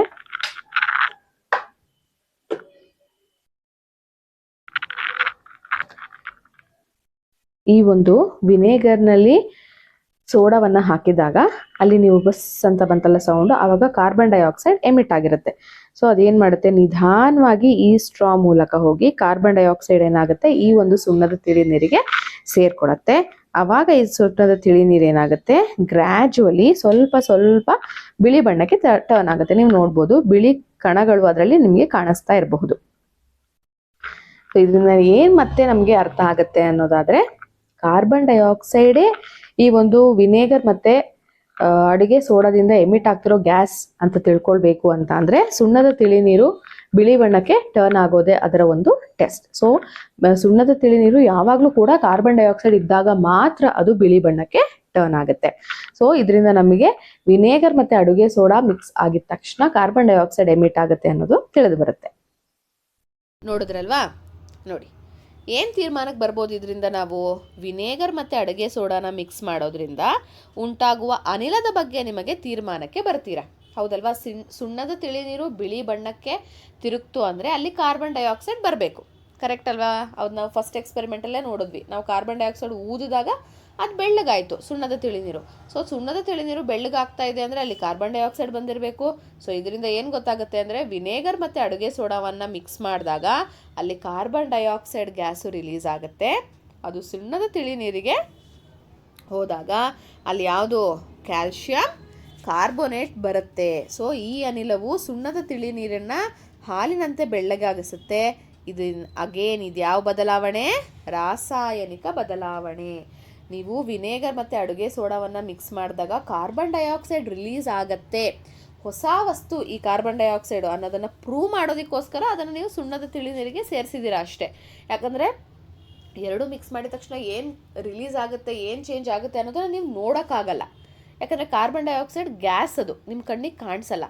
ಹೌದು, ಕಾರ್ಬನ್ ಡೈಆಕ್ಸೈಡ್ ರಿಲೀಸ್ ಆಯಿತು ಅಂತ ತಿಳ್ಕೊಳ್ಳೋದಕ್ಕೋಸ್ಕರ ನೀವು ಅದನ್ನು ಸುಣ್ಣದ ತಿಳಿ ನೀರಿಗೆ ಸೇರಿಸುವಂಥದ್ದು. ನೆಕ್ಸ್ಟ್, ವಿನೇಗರ್ ಮತ್ತು ಅಡುಗೆ ಸೋಡಾಗಳ ನಡುವಿನ ರಾಸಾಯನಿಕ ಕ್ರಿಯೆ ಇಲ್ಲಿ ನೋಡ್ಬೋದು ನೀವು. ವಿನೇಗರ್ ಮತ್ತು ಅಡುಗೆ ಸೋಡಾ ಕಾರ್ಬನ್ ಡೈಆಕ್ಸೈಡ್ನ ಸುಣ್ಣದ ತಿಳಿ ನೀರಿಗೆ ಪಾಸ್ ಮಾಡ್ತೀರಾ. ಇದು ಈ ಥರ ಎಕ್ಸ್ಪೆರಿಮೆಂಟ್ ನಾವು ಮಾಡಿದ್ವಿ. ಸುಣ್ಣದ ತಿಳಿ ನೀರು ಏನಾಯಿತು, ವೈಟ್ ಕಲರ್ ಚೇಂಜ್ ಆಯಿತು. ಸೊ ಅದರಿಂದ ನಮಗೇನು ಗೊತ್ತಾಗುತ್ತೆ, ಈ ಪ್ರಕ್ರಿಯೆಯಲ್ಲಿ ಕಾರ್ಬನ್ ಡೈಆಕ್ಸೈಡ್ ಎಂಬ ಹೊಸ ವಸ್ತು ಉಂಟಾಗಿದೆ. ಹೊಸ ವಸ್ತು ಬಂದರೆ ಅದು ಯಾವ ಬದಲಾವಣೆ? ರಾಸಾಯನಿಕ ಬದಲಾವಣೆ. ಇದು ರಾಸಾಯನಿಕ ಬದಲಾವಣೆಗೆ ಸಂಭವಿಸಿದೆ ಅಂತ ನಾವೇನು ಮಾಡ್ಬೋದು, ಹೇಳಬಹುದು.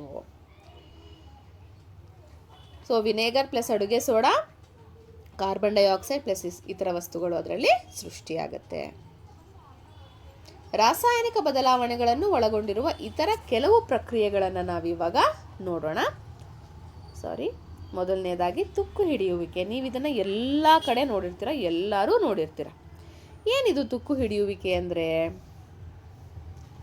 ಇದೊಂದು ರಾಸಾಯನಿಕ ಬದಲಾವಣೆ. ಯಾಕೆ ಇದನ್ನು ರಾಸಾಯನಿಕ ಬದಲಾವಣೆ ಅಂತೀವಿ ಗೊತ್ತಾ? ಲೋಹಗಳು ಮತ್ತು ಅಲೋಹಗಳ ಜಗತ್ತು ಎಂಬ ಅಧ್ಯಯನದಲ್ಲಿ ನಾವು ಕಬ್ಬಿಣದ ತುಕ್ಕು ಹಿಡಿಯುವಿಕೆ ಬಗ್ಗೆ ಓದಿದ್ದೀರಿ, ಹೌದಲ್ವಾ? ಲಾಸ್ಟ್ ಲೆಸನ್, 4th ಲೆಸನಲ್ಲಿ ಈ ಕಬ್ಬಿಣದ ತುಕ್ಕು ಹಿಡಿಯುವಿಕೆ, ಕಬ್ಬಿಣದ ಮೇಲೆ ಕಂದು ಬಣ್ಣದ ಪೌಡರ್ ಥರ ಬರುತ್ತೆ, ಅದನ್ನು ತುಕ್ಕು ಅಂತ ಕರಿತೀವಿ ಅಂತ ಗೊತ್ತಿದೆ. ಇಲ್ಲಿ ತುಕ್ಕು ಎಂಬ ಕಂದು ಬಣ್ಣದ ಪುಡಿ ಹೊಸದಾಗಿ ಉಂಟಾಗತ್ತೆ. ಕಬ್ಬಿಣದ ಜೊತೆ ಏನು ರಿಯಾಕ್ಟ್ ಆಗ್ತು ಅಲ್ಲಿ? ಗಾಳಿ ಮತ್ತು ನೀರು, ಗಾಳಿಯಲ್ಲಿರುವಂತಹ ಆಕ್ಸಿಜನ್ ಮತ್ತು ನೀರು ಕಬ್ಬಿಣದ ಜೊತೆ ರಿಯಾಕ್ಟ್ ಆಗಿ, ನೋಡಿ ಇಲ್ಲಿ ನೀರು ಮತ್ತು ಆಕ್ಸಿಜನ್ ಆ ಕಬ್ಬಿಣದ ಜೊತೆ ರಿಯಾಕ್ಟ್ ಆಗಿ ಏನಾಯಿತು? ಈ ತುಕ್ಕು ಅಲ್ಲಿ ಉಂಟಾಯಿತು. ಸೊ ಅದು ಒಂದು ಯಾವ ಬದಲಾವಣೆ? ರಾಸಾಯನಿಕ ಬದಲಾವಣೆ. ಯಾಕಂದರೆ ಅಲ್ಲಿ ತುಕ್ಕು ಅನ್ನೋದು ಹೊಸ ವಸ್ತು ಉಂಟಾಗ್ತಾ ಇದೆ ಅಂದರೆ ಅದು ರಾಸಾಯನಿಕ ಬದಲಾವಣೆ. ಇಲ್ಲಿ ಕಬ್ಬಿಣದ ಆಕ್ಸೈಡ್ ಎಂಬ ಹೊಸ ವಸ್ತು ಉಂಟಾಗುವುದರಿಂದ ತುಕ್ಕು ಹಿಡಿಯುವಿಕೆಯು ಒಂದು ರಾಸಾಯನಿಕ ಬದಲಾವಣೆಯೇ ಆಗಿದೆ.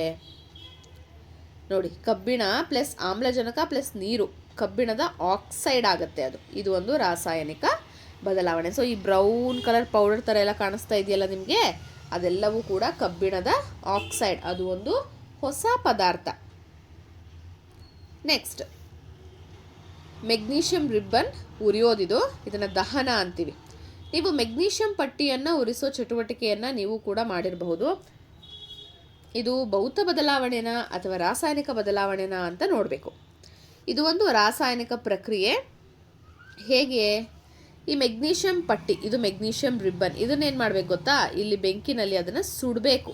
ಉರಿಸಿದಾಗ ಮೆಗ್ನೀಷಿಯಂ ಆಕ್ಸೈಡ್ ಎಂಬ ಹೊಸ ವಸ್ತು ಉಂಟಾಗುತ್ತೆ. ಅದು ಈ ಥರ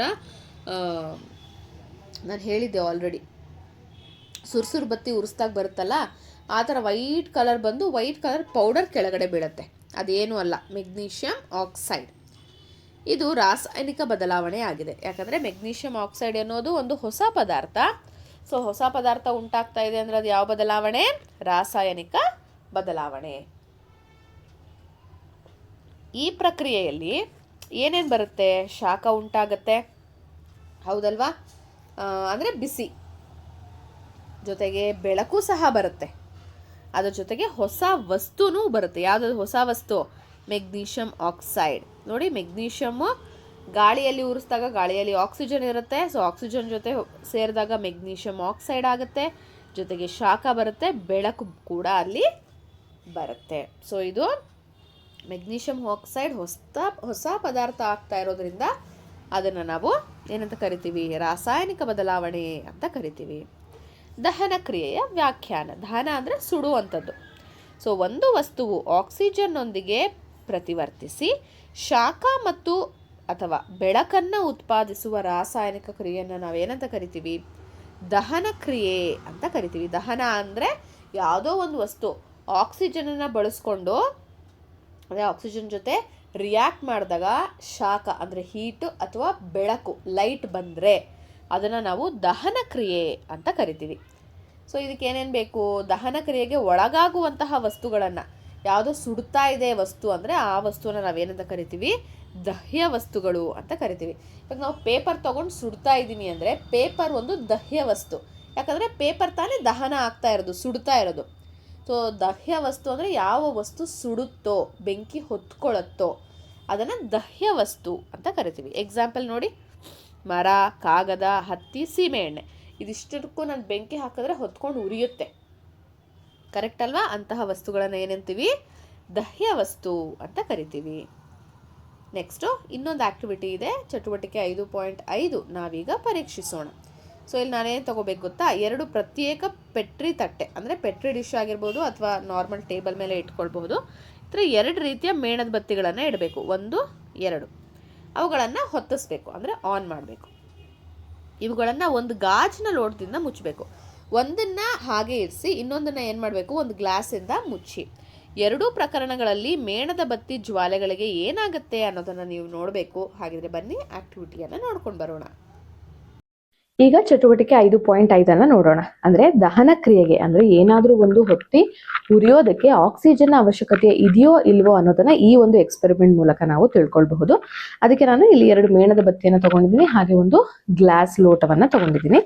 ಮೊದಲಿಗೆ ಏನ್ ಮಾಡೋಣ? 2 ಮೇಣದ ಬತ್ತಿಯನ್ನ ಹಚ್ಚೋಣ.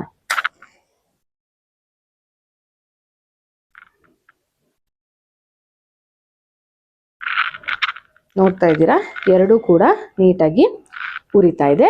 ನಾನೇನು ಮಾಡ್ತೀನಿ, ಒಂದು ಮೇಣದ ಬತ್ತಿಯನ್ನು ಬಿಟ್ಟು ಇನ್ನೊಂದು ಮೇಣದ ಬತ್ತಿಗೆ, ಈ ಗ್ಲಾಸಲ್ಲಿ ಏನೂ ಇಲ್ಲ, it is completely empty, full ಖಾಲಿ ಇದೆ. ಇದನ್ನು ನಾನು ಬೋರಲ್ಲಿ ಹಾಕ್ತೀನಿ. ಏನಾಗುತ್ತೆ ಅಂತ ಕೇರ್ಫುಲ್ಲಾಗಿ ಅಬ್ಸರ್ವ್ ಮಾಡಿ. ಉರಿತಾ ಇದೆ. ಸ್ವಲ್ಪ ಹೊತ್ತಿನ ನಂತರ ಕಂಪ್ಲೀಟ್ ಆಗಿ ಅದು ಆರಿ ಹೋಯ್ತು. ಇಲ್ಲಿ ನೀವು ಏನು ಫ್ಯೂಮ್ಸ್ ಅನ್ನ ನೋಡ್ತಾ ಇದ್ದೀರಾ ಅಲ್ವಾ, ಒಂಥರ ಗಾಳಿ ತರ ತುಂಬಿಕೊಂಡಿದೆ ಅಂತ, ಅದು ಕಾರ್ಬನ್ ಡೈಆಕ್ಸೈಡ್. ಸೊ ಟೋಟಲ್ ಆಗಿ ಈ ಒಂದು ಗ್ಲಾಸ್ ಒಳಗಡೆ ಏನಾಯ್ತು, ಮತ್ತೆ ಯಾಕೆ ಈ ಒಂದು ಮೇಣದ ಬತ್ತಿ ಉರಿತಾ ಇದೆ ಅಂದ್ರೆ, ಇದಕ್ಕೆ ಈ ಸುತ್ತಮುತ್ತ ಇರೋ ಗಾಳಿನಲ್ಲಿ ಅತಿ ಹೆಚ್ಚು ಆಕ್ಸಿಜನ್ ಸಿಗ್ತಾ ಇರೋ ಕಾರಣದಿಂದ ಈ ಮೇಣಬತ್ತಿ ಉರಿತಾ ಇದೆ. ನಾವ್ ಈ ಗ್ಲಾಸ್ ಅನ್ನ ಹಾಕಿದಾಗ ಅಲ್ಲಿ ಏನಾಯ್ತು, ಆಕ್ಸಿಜನ್ ಪ್ರಮಾಣ ಕಡಿಮೆ ಆಯ್ತು, ಅದಕ್ಕೋಸ್ಕರ ಆಫ್ ಆಯ್ತು. ಹಾಗಿದ್ರೆ ಹಾಕಿದ ತಕ್ಷಣ ಯಾಕೆ ಆಫ್ ಆಗ್ಲಿಲ್ಲ, ಸ್ವಲ್ಪ ಹೊತ್ತು ಯಾಕೆ ಉರಿತಾ ಇತ್ತದು? ಯಾಕೆಂದ್ರೆ ನಾವು ಈ ತರ ಉಲ್ಟಾ ಹಾಕಿದಾಗ ಆ ಗ್ಲಾಸ್ ಅಲ್ಲಿ ಗಾಳಿ ಇತ್ತಲ್ವಾ, ಆ ಗ್ಲಾಸ್ ಅಲ್ಲಿ ಇದ್ದಂತಹ ಗಾಳಿಯಲ್ಲಿನ ಆಮ್ಲಜನಕ ಅಥವಾ ಆಕ್ಸಿಜನ್ ಇರೋವರೆಗೂ ಮೇಣಬತ್ತಿ ಏನಾಯ್ತು, ಅದನ್ನ ಯೂಸ್ ಮಾಡ್ಕೊಂಡು ಉರಿತು. ನಂತರ ಕಾರ್ಬನ್ ಡೈಆಕ್ಸೈಡ್ ನ ಪ್ರಮಾಣ ಹೆಚ್ಚಾಗ್ತಾ ಹೋದಂತೆ ಏನಾಯ್ತು, ಕಡಿಮೆ ಆಗಿ ಒಂದೇ ಸತಿಗೆ ಆಕ್ಸಿಜನ್ ಖಾಲಿ ಆಗಿದ ತಕ್ಷಣ ಅದು ಕಂಪ್ಲೀಟ್ ಆಗಿ ಆಫ್ ಆಗೋಯ್ತು. ಸೊ ಇದರಿಂದ ನಾವೇನ್ ತಿಳ್ಕೊಳ್ಬಹುದು, ಯಾವುದೇ ಒಂದು ವಸ್ತು ಉರಿಬೇಕು ಅಂತ ಅಂದ್ರೆ, ಬರ್ನಿಂಗ್ ಆಗ್ಬೇಕು, ದಹನ ಆಗ್ಬೇಕು ಅಂತ ಅಂದ್ರೆ ಅದಕ್ಕೆ ಆಕ್ಸಿಜನ್ ಬಹಳ ಮುಖ್ಯ ಅನ್ನೋದನ್ನ ತಿಳ್ಕೊಳ್ಬಹುದು. ಇಂಟ್ರೆಸ್ಟಿಂಗ್ ಆಗಿತ್ತಲ್ವಾ? ನೋಡಿದ್ರಲ್ವ ಹೇಗೆ ಅದು ಚೇಂಜ್ ಆಯಿತು ಅಂತ? ನೋಡಿ, ಫಸ್ಟ್ ಹಂತ ನೋಡ್ಕೊಂಡು ಹೋಗೋಣ. ಒಂದರಲ್ಲಿ ನೋಡಿದ್ರೆ ಮೇಣದ ಬತ್ತಿಯ ಉರಿಯುವಿಕೆ, ಗಾಜಿನ ಲೋಟದಿಂದ ಮುಚ್ಚದ ಮೇಣದ ಬತ್ತಿ ಉರಿತಾನೆ ಇರುತ್ತೆ. ಇದನ್ನ ಗಮನಿಸ್ಬೋದು, ಹೌದಲ್ವಾ? ಯಾವುದಕ್ಕೆ ನೀವು ಗ್ಲಾಸ್ ಹಾಕಿರಲ್ವೋ ಅದು ಉರಿತಾನೆ ಇರುತ್ತೆ. ಆದರೆ ಗಾಜಿನ ಲೋಟದಿಂದ ಮುಚ್ಚಲ್ಪಟ್ಟ ಮೇಣದ ಬತ್ತಿ ಸ್ವಲ್ಪ ಸಮಯದ ನಂತರ ಉರಿಯೋದನ್ನು ನಿಲ್ಲಿಸುತ್ತೆ, ಅಂದರೆ ಅದು ಆಫ್ ಆಗುತ್ತೆ. ಹಾಗಿದ್ರೆ ಅದು ಯಾಕಾಯಿತು? ನಿಮಗೆ ಆಲ್ರೆಡಿ ಗೊತ್ತಾಗಿದೆ ಅದು ಆ್ಯಕ್ಟಿವಿಟಿನಲ್ಲಿ. ನೋಡಿ, ದಹನ ಕ್ರಿಯೆಗೆ ಗಾಳಿಯ ಅಗತ್ಯತೆ, ಅಂದರೆ ಏನಾದರೂ ಒಂದು ವಸ್ತು ಸುಡಬೇಕು ಅಂದರೆ ಅದಕ್ಕೆ ಗಾಳಿ ಬೇಕು ಅನ್ನೋದು ಈ ಒಂದು ಆ್ಯಕ್ಟಿವಿಟಿಯಿಂದ ನಮಗೆ ಗೊತ್ತಾಯಿತು. ದಹನ ಕ್ರಿಯೆಯನ್ನು ಬೆಂಬಲಿಸುವ ಗಾಳಿಯ ಘಟಕ ಯಾವುದು? ಆಕ್ಸಿಜನ್. ಹಾಗೆಯೇ ಮೇಣದ ಬತ್ತಿಯ ಮೇಲೆ ತಳಕೆಳಗಾಗಿಸಿರುವ ಗಾಜಿನ ಲೋಟದಲ್ಲಿ ಕಾರ್ಬನ್ ಡೈಆಕ್ಸೈಡ್ ಇರುವಿಕೆಯಿಂದ ಈ ರೀತಿಯಾಗಿದೆ ಎಂದು ದೃಢಪಡಿಸಬಹುದು. ಸೊ ಇವಾಗ ನೀವು ಗ್ಲಾಸ್ನ ಉಲ್ಟಾ ಹಾಕಿದ ತಕ್ಷಣ ಅಲ್ಲಿ ಆಕ್ಸಿಜನ್ ಇರೋವರೆಗೂ ಮೇಣದ ಬತ್ತಿ ಉರಿತು, ಖಾಲಿ ಆದಮೇಲೆ ಏನಾಯಿತು, ಅದು ಆಫ್ ಆಯಿತು. ಯಾಕೆ ಆಫ್ ಆಯಿತು? ಅದು ಹೊತ್ಕೊಂಡು ಉರಿಯುವಾಗ ಕಾರ್ಬನ್ ಡೈಆಕ್ಸೈಡ್ ರಿಲೀಸ್ ಆಗ್ತಾ ಇರುತ್ತೆ. ಕಾರ್ಬನ್ ಡೈಆಕ್ಸೈಡ್ ಯಾವಾಗಲೂ ಕೂಡ ಅಷ್ಟೇ ದಹಿಸೋದಕ್ಕೆ, ಅಂದರೆ ಸುಡೋದಕ್ಕೆ ಹೆಲ್ಪ್ ಮಾಡಲ್ಲ. ಹಾಗಿದ್ರೆ ಕಾರ್ಬನ್ ಡೈಆಕ್ಸೈಡ್ ಅಲ್ಲಿ ಉತ್ಪತ್ತಿ ಆಯಿತು ಅಂತ ನೀವು ಹೇಗೆ ಪರೀಕ್ಷಿಸ್ಬೋದು ಅಂದರೆ, ಇನ್ನೊಂದು ಎಕ್ಸ್ಪೆರಿಮೆಂಟ್ ಆರಾಮಾಗಿ ಮಾಡ್ಬೋದು. ಏನಿಲ್ಲ, ಕಾರ್ಬನ್ ಡೈಆಕ್ಸೈಡ್ ಅನಿಲ ಉಪಸ್ಥಿತಿ ಪರೀಕ್ಷಿಸಲು ಒಂದು ಪೆಟ್ರಿ ಡಿಶ್ ಮೇಲೆ ಸ್ವಲ್ಪ ಸುಣ್ಣದ ತಿಳಿ ನೀರನ್ನು ಹಾಕಬೇಕು. ಇವಾಗ ಇಲ್ಲಿ ಗ್ಲಾಸು ನೀವು ಬೋರಲ್ಲಿ ಹಾಕಿದ್ರಲ್ವ, ಆ ಗ್ಲಾಸ್ನ ಏನು ಮಾಡಬೇಕು ಗೊತ್ತಾ, ಗ್ಲಾಸ್ನ ಓಪನ್ ಮಾಡಿ ಈ ಒಂದು ಪೆಟ್ರಿ ಡಿಶ್ ಮೇಲೆ ಸುಣ್ಣದ ತಿಳಿ ನೀರು ಎಲ್ಲಿ ತಗೊಂಡಿರ್ತೀರೋ ಅಲ್ಲಿಡಬೇಕು. ಅವಾಗ ಏನಾಗುತ್ತೆ, ಅದು ಕೂಡ ಹಾಲಿನಂತೆ ಬೆಳ್ಳಗಾಗುತ್ತೆ, ಬಿಳಿ ಕಲರ್ ಬರುತ್ತೆ. ಸೊ ನಿಮ್ಗೆ ಆಲ್ರೆಡಿ ಗೊತ್ತಾಗಿದೆ, ಸುಣ್ಣದ ತಿಳಿ ನೀರು ಕಾರ್ಬನ್ ಡೈಆಕ್ಸೈಡ್ ಜೊತೆ ರಿಯಾಕ್ಟ್ ಆದರೆ ಏನಾಗುತ್ತೆ, ಕ್ಯಾಲ್ಶಿಯಂ ಕಾರ್ಬೋನೇಟ್ ಅಂದರೆ ಬಿಳಿ ವಸ್ತು ಆಗುತ್ತೆ. ಸೊ ಇದರಿಂದ ಏನು ಗೊತ್ತಾಗುತ್ತೆ, ಉರಿಯುವಾಗ ಆಕ್ಸಿಜನ್ ಖಾಲಿಯಾಗಿ ಕಾರ್ಬನ್ ಡೈಆಕ್ಸೈಡ್ ಉತ್ಪತ್ತಿ ಆಗಿದ್ದರಿಂದ ಮೇಣದ ಬತ್ತಿ ಹೋಯಿತು. ಸೊ ಮೇಣದ ಬತ್ತಿಯಲ್ಲಿರುವಂತಹ ಕಾರ್ಬನ್, ಗಾಳಿಯಲ್ಲಿರುವ ಆಕ್ಸಿಜನ್ ಎರಡೂ ಸೇರಿ ಕಾರ್ಬನ್ ಡೈಆಕ್ಸೈಡ್ ಆಯಿತು. ಆಮೇಲೆ ಅದು ಆಕ್ಸಿಜನ್ ಖಾಲಿಯಾಗಿದ್ದರಿಂದ ಅಲ್ಲಿ ಏನಾಯಿತು, ಮೇಣದ ಬತ್ತಿ ಆಫ್ ಆಯಿತು. ಮೇಣದಲ್ಲಿ ಏನಿರುತ್ತೆ, ಕಾರ್ಬನ್ ಇರುತ್ತೆ, ಗಾಳಿಯಲ್ಲಿ ಆಕ್ಸಿಜನ್ ಇರುತ್ತೆ, ಎರಡೂ ಸೇರಿ ರಾಸಾಯನಿಕ ಬದಲಾವಣೆಯಾಗಿ ಕಾರ್ಬನ್ ಡೈಆಕ್ಸೈಡ್ ಆಗುತ್ತೆ. ಆ ಕಾರ್ಬನ್ ಡೈಆಕ್ಸೈಡು ಮೇಣದ ಬತ್ತಿ ಉರಿಯೋದನ್ನು ಸ್ಟಾಪ್ ಮಾಡುತ್ತೆ, ಅಂದರೆ ಅದು ಉರಿಯೋದಕ್ಕೆ ಹೆಲ್ಪ್ ಮಾಡಲ್ಲ ಅಂತ ಅರ್ಥ. ನೆಕ್ಸ್ಟ್, ಈಗ ವಿಜ್ಞಾನ ಮತ್ತು ಸಮಾಜ ಅಂತ ಒಂದು ಇಂಟ್ರೆಸ್ಟಿಂಗ್ ಟಾಪಿಕ್ ಇದೆ ನೋಡಿ. ಒಬ್ಬ ವ್ಯಕ್ತಿ ಬಟ್ಟೆಗೆ ಬೆಂಕಿ ಹೊತ್ಕೊಂಡ್ರೆ ಬೆಂಕಿಯನ್ನು ನಂದಿಸಲು ಉತ್ತಮ ಮಾರ್ಗ ಯಾವುದು? ಅಕಸ್ಮಾತ್ ಆಗಿ ಏನಾದರೂ ಬೆಂಕಿ ಹೊತ್ಕೊಂಡ್ಬಿಡ್ತು ಅಂದರೆ ಅದನ್ನು ಹೇಗೆ ಆರಿಸೋದು? ಫಸ್ಟ್ ಆ್ಯಂಡ್ ಫಾರ್ಮೋಸ್ಟ್ ನಿಮ್ಗೆ ಆಲ್ರೆಡಿ ಗೊತ್ತಾಗಿದೆ, ಏನೋ ಒಂದು ವಸ್ತು ಸುಡಬೇಕು ಅಂದರೆ ಅದಕ್ಕೆ ಗಾಳಿ ಬೇಕು ಅಂತ. ಸೊ ಆಕ್ಸಿಜನ್ನ ನಾವು ಆ ವ್ಯಕ್ತಿಗೆ ಹೋಗದಂತೆ ತಡಿಬೇಕು, ಗಾಳಿಯ ಪೂರೈಕೆಯನ್ನು ಕಂಪ್ಲೀಟಾಗಿ ತಡಿಬೇಕು. ನೋಡಿ ಇಲ್ಲಿ, ಅದಕ್ಕೋಸ್ಕರ ವ್ಯಕ್ತಿಯ ಸುತ್ತಲೂ ಕಂಬಳಿ ಅಥವಾ ಬಟ್ಟೆಯನ್ನು ಸುತ್ತಿ, ಇದು ಗಾಳಿಯ ಪೂರೈಕೆಯನ್ನು ತಪ್ಪಿಸುತ್ತೆ ಮತ್ತು ಬೆಂಕಿಯನ್ನು ನಂದಿಸುತ್ತೆ. ಸೊ ಏನೇ ಒಂದು ಎಕ್ಸಾಂಪಲ್ ತೋರಿಸ್ತಾ ಇರ್ತಾರೆ ನೋಡಿ, ಸಿಲಿಂಡರ್ಗೆ ಬೆಂಕಿ ಹತ್ಕೊಳ್ತು ಅಂತಂದರೆ ಒಂದು ಗೋಣಿ ಚೀಲನ ತೊಗೊಂಡು ಚೆನ್ನಾಗಿ ಸುತ್ತಬಿಡ್ತಾರೆ, ಆವಾಗ ಅದು ಆರೋಗುತ್ತೆ. ಯಾಕೆ ಹೇಳಿ, ಗೋಣಿ ಚೀಲದ ಒಳಗೆ ಯಾವುದೇ ತರಹದ ಗಾಳಿ ಒಳಗಡೆ ಹೋಗದೇ ಇರೋದ್ರಿಂದ, ಗಾಳಿ ಇಲ್ಲ ಅಂದರೆ ಆಬ್ವಿಯಸ್ಲಿ ಬೆಂಕಿ ಉರಿಯೋದೇ ಇಲ್ಲ. ಸೊ ಆಟೋಮೆಟಿಕಲಿ ಏನಾಗೋಗುತ್ತೆ, ಅದು ಬೆಂಕಿ ಆರು ಹೋಗುತ್ತೆ. ಇನ್ನು ಯಾವ್ಯಾವ ಬಳಸಬಹುದು ಆದಂತಹ ಬಟ್ಟೆ ಅಂದರೆ ಕಂಬಳಿ ಮಾತ್ರ. ಯಾವ್ಯಾವ ಬಟ್ಟೆನ ಬಳಸಬಾರ್ದು, ಅದು ಯಾವ್ದು ಗೊತ್ತಾ ನೋಡಿ, ಸಂಶ್ಲೇಷಿತ ಹೊದಿಕೆ ಅಥವಾ ಬಟ್ಟೆ. ಸಿಂಥೆಟಿಕ್ ಬಟ್ಟೆಗಳು ನಾವು ಹಾಕೊಳ್ತೀವಲ್ಲ, ಅದನ್ನು ಯಾವತ್ತೂ ಬಳಸಬಾರ್ದು. ಯಾಕೆ ಗೊತ್ತಾ, ಸಿಂಥೆಟಿಕ್ ಬೆಂಕಿಗೆ ತಾಕಿದ ತಕ್ಷಣ ಅದು ಕರಗುತ್ತೆ. ಕರಗಿ ಏನಾಗುತ್ತೆ, ಅದು ನಮ್ಮ ಚರ್ಮಕ್ಕೇನೆ ಅಂಟ್ಕೊಂಡ್ಬಿಡುತ್ತೆ.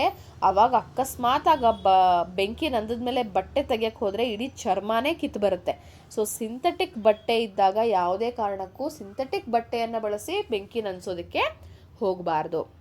ಸೊ ಸಂಶ್ಲೇಷಿತ ಹೊದಿಕೆ ಅಥವಾ ಬಟ್ಟೆಯನ್ನು ಬೆಂಕಿ ನಂದಿಸಲು ಎಂದಿಗೂ ಬಳಸಬಾರದು, ಏಕೆಂದರೆ ಇವು ದ್ರವಿಸಿ ಚರ್ಮಕ್ಕೆ ಅಂಟಿಕೊಳ್ಳುತ್ತದೆ. ದ್ರವಿಸೋದು ಅಂದರೆ ಕರಗಿ ಅದು ವಾಪಸ್ ನಮ್ಮ ಚರ್ಮಕ್ಕೇನೆ ಅಂಟ್ಕೊಳ್ಳುತ್ತೆ. ನೆಕ್ಸ್ಟ್ ಇನ್ನೊಂದು ರೋಚಕ ಸಂಗತಿ ಇದೆ, ಇದನ್ನೆಲ್ಲರೂ ನೀವು ನೋಡಿರ್ತೀರಾ ಅನ್ಕೋತೀನಿ. ನಿಸರ್ಗದ ಅದ್ಭುತ. ಏನದು, ನೀವು ಕತ್ತಲು ಕವಿಯುವ ವೇಳೆಯಲ್ಲಿ ತೋಟ ಅಥವಾ ಹೊಲದಲ್ಲಿ ಬೆಳಕು ಸೂಸುವ ಕೆಲವು ಕೀಟಗಳನ್ನು ನೋಡಿರಬಹುದು. ಈ ಥರ ಕೆಲವೊಂದಿಷ್ಟು ಕೀಟಗಳನ್ನು ನೀವು ನೋಡಿರಬಹುದು. ಈ ಕೀಟಗಳನ್ನು ಏನಂತೀವಿ ನಿಮಗೆ ಗೊತ್ತಿದೆ, ಮಿಂಚು ಹುಳ ಅಂತ ಕರಿತೀವಿ. ಅವುಗಳು ಸೂಸುವ ಬೆಳಕು ರಾಸಾಯನಿಕ ಬದಲಾವಣೆಯಿಂದ ಉಂಟಾಗುತ್ತೆ. ಅವುಗಳು ಕೂಡ ಬೆಳಕನ್ನು ಸೂಸ್ತವೆ, ಹೌದಲ್ವಾ? ಆದರೆ ನಾವು ಹೋಗಿ ಯಾರೂ ಬೆಂಕಿ ಕಡ್ಡಿಗೀರಿ ಅದಕ್ಕೆ ಇಡಲ್ಲ, ಹೌದಾನೆ? ಅದ್ರ ಬಾಡಿಯಿಂದನೇ ಲೈಟ್ ಬರ್ತಾ ಇರುತ್ತೆ. ಏನಕ್ಕಂದರೆ ಅದರ ದೇಹದ ಒಳಗೆ ರಾಸಾಯನಿಕ ಬದಲಾವಣೆ ಆಗ್ತಾ ಇರುತ್ತೆ. ಜೀವಿಗಳಲ್ಲಿ ಉಷ್ಣವಿಲ್ಲದೆ ಅಂದರೆ ಹೀಟ್ ಇಲ್ಲದೆ ಬೆಳಕು ಉತ್ಪತ್ತಿಯಾಗುವ ರೀತಿಯ ವಿದ್ಯಮಾನವನ್ನು ಏನಂತ ಕರಿತೀವಿ, ಜೈವಿಕ ಪ್ರಕಾಶತೆ ಅಂದರೆ ಬಯೋಲ್ಯುಮಿನಿಸೆನ್ಸ್ ಅಂತ ಕರಿತೀವಿ. ಸೊ ಇದು ಕೂಡ ಏನು, ಗಾಳಿ ಏನಾಗುತ್ತೆ, ತನ್ನ ದೇಹದಲ್ಲಿನೇ ಏನೋ ಒಂದು ಬದಲಾವಣೆಯನ್ನು ಹೊಂದುತ್ತೆ. ಅದಕ್ಕೋಸ್ಕರ ರಾಸಾಯನಿಕ ಪ್ರಕ್ರಿಯೆ ತನ್ನ ದೇಹದ ಒಳಗಡೆನೇ ಆಗಿ ಅದನ್ನು ನಾವೇನಂತ ಕರಿತೀವಿ, ಜೈವಿಕ ಪ್ರಕಾಶಮಾನತೆ ಅಂದರೆ ಬಯೋಲ್ಯುಮಿನಿಸೆನ್ಸ್. ಇದು ಕೂಡ ಒಂದು ರಾಸಾಯನಿಕ ಬದಲಾವಣೆಗೆ ಉದಾಹರಣೆ ಅಂತ ನಾವು ನೀಟಾಗಿ ಹೇಳಬಹುದು. ಅಂದರೆ ಕೆಮಿಕಲ್ ಚೇಂಜ್ ಎಲ್ಲಾಗುತ್ತೆ, ಆ ಮಿಂಚು ಹೋಳದ ದೇಹದ ಒಳಗಡೆನೇ ಆಗ್ತಾ ಇರತ್ತೆ. ನೆಕ್ಸ್ಟು ನಾವೀಗ ಅನ್ವೇಷಿಸೋಣ. ಈ ಚಟುವಟಿಕೆಯನ್ನು ಹಿರಿಯರ ಮೇಲ್ವಿಚಾರಣೆಯಲ್ಲಿನೇ ಮಾಡಬೇಕು. ಸೊ ಇಲ್ಲಿ 2 ಪಾರ್ಟ್ ಇದೆ. ಪಾರ್ಟ್ 1 ನೋಡಿ, ಬೆಂಕಿ ಕಡ್ಡಿಯ ಪ್ರಯೋಗ.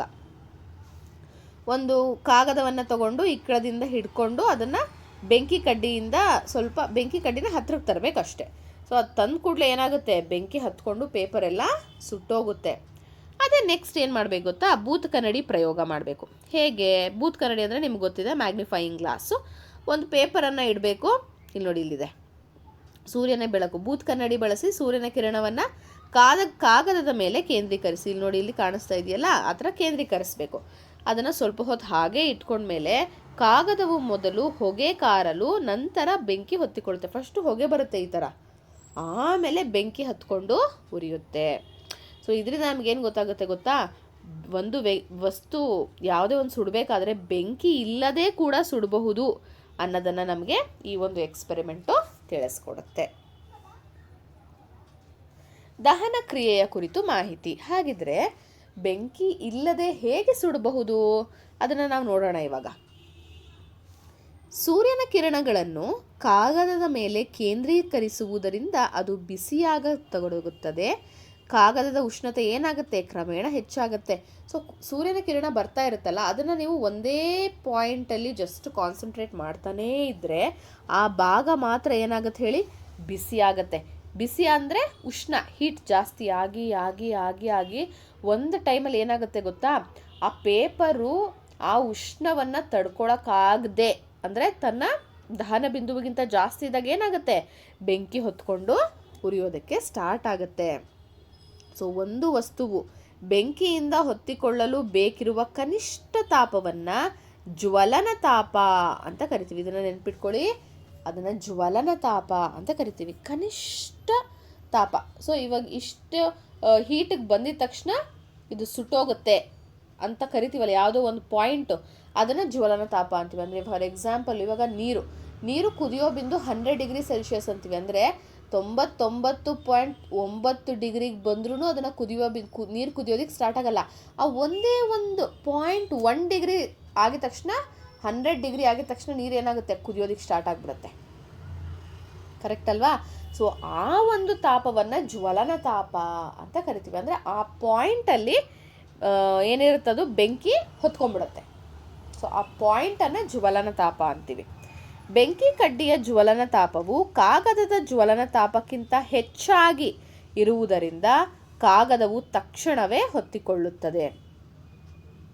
ಸೊ ಕಾಗದ ಎಷ್ಟು ಹೀಟನ್ನ ತಡ್ಕೊಳ್ಬಹುದೋ ಅದಕ್ಕಿಂತ ಹೆಚ್ಚಿನ ಟೆಂಪರೇಚರು ಬೆಂಕಿ ಕಡ್ಡಿಗಿರೋದ್ರಿಂದ ಹಿಂಗೆ ಹತ್ತಿರ ತಂದಿದ ತಕ್ಷಣ ಏನಾಗೋಗುತ್ತೆ, ಅದು ಸುಟ್ಟು ಹೋಗುತ್ತೆ. ಇನ್ನೊಂದು ಎಕ್ಸ್ಪೆರಿಮೆಂಟ್ ಇದೆ, ಅದನ್ನು ನೀವು ಟ್ರೈ ಮಾಡಬಹುದು.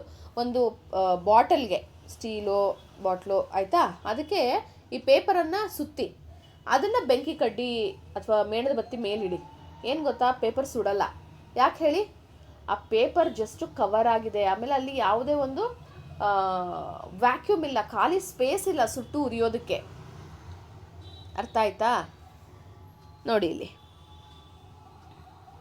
ಸೊ ನಮಗೆ ಇದರಿಂದ ಏನು ಗೊತ್ತಾ, ದಹನ ಕ್ರಿಯೆ ಅಂದರೆ ಏನಾದರೂ ಸುಡಬೇಕು ಅಂದರೆ 3 ಅಂಶಗಳು ಬೇಕೇ ಬೇಕು. ಒಂದು ನಿಮ್ಗೆ ಆಲ್ರೆಡಿ ಗೊತ್ತಿದೆ, ಅದೇನು, ಆಕ್ಸಿಜನ್ ಅಲ್ವಾ? ಆಕ್ಸಿಜನ್ ಬೇಕು. ಆಮೇಲೆ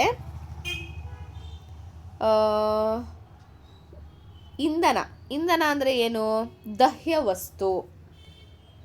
ಅಂದರೆ ಏನಾದರೂ ಒಂದು ಸುಡೋದಕ್ಕೆ ಒಂದು ವಸ್ತು ಬೇಕು. ಪೇಪರ್ ಆಗಿರಲಿ, ಹತ್ತಿ ಆಗಿರಲಿ, ಬಟ್ಟೆ ಆಗಿರಲಿ, ಮರ ಆಗಿರಲಿ. ಸೊ ಸುಡುವಂತಹ ವಸ್ತು ಬೇಕು. ಇನ್ನೊಂದು ಇಲ್ಲಿ ಆಕ್ಸಿಜನ್ ಅಂತ ಇದೆ, ಇದು ಆಕ್ಸಿಜನ್ ಅಲ್ಲ, ಅದು ಉಷ್ಣತೆ.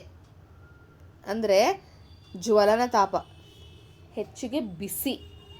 ಸೊ ಆಕ್ಸಿಜನ್ ಇರಬೇಕು, ಉಷ್ಣತೆ ಇರಬೇಕು, ಅದ್ರ ಜೊತೆಗೆ ಒಂದು ಸುಡುವಂತಹ ವಸ್ತು, ದಹ್ಯ ವಸ್ತು.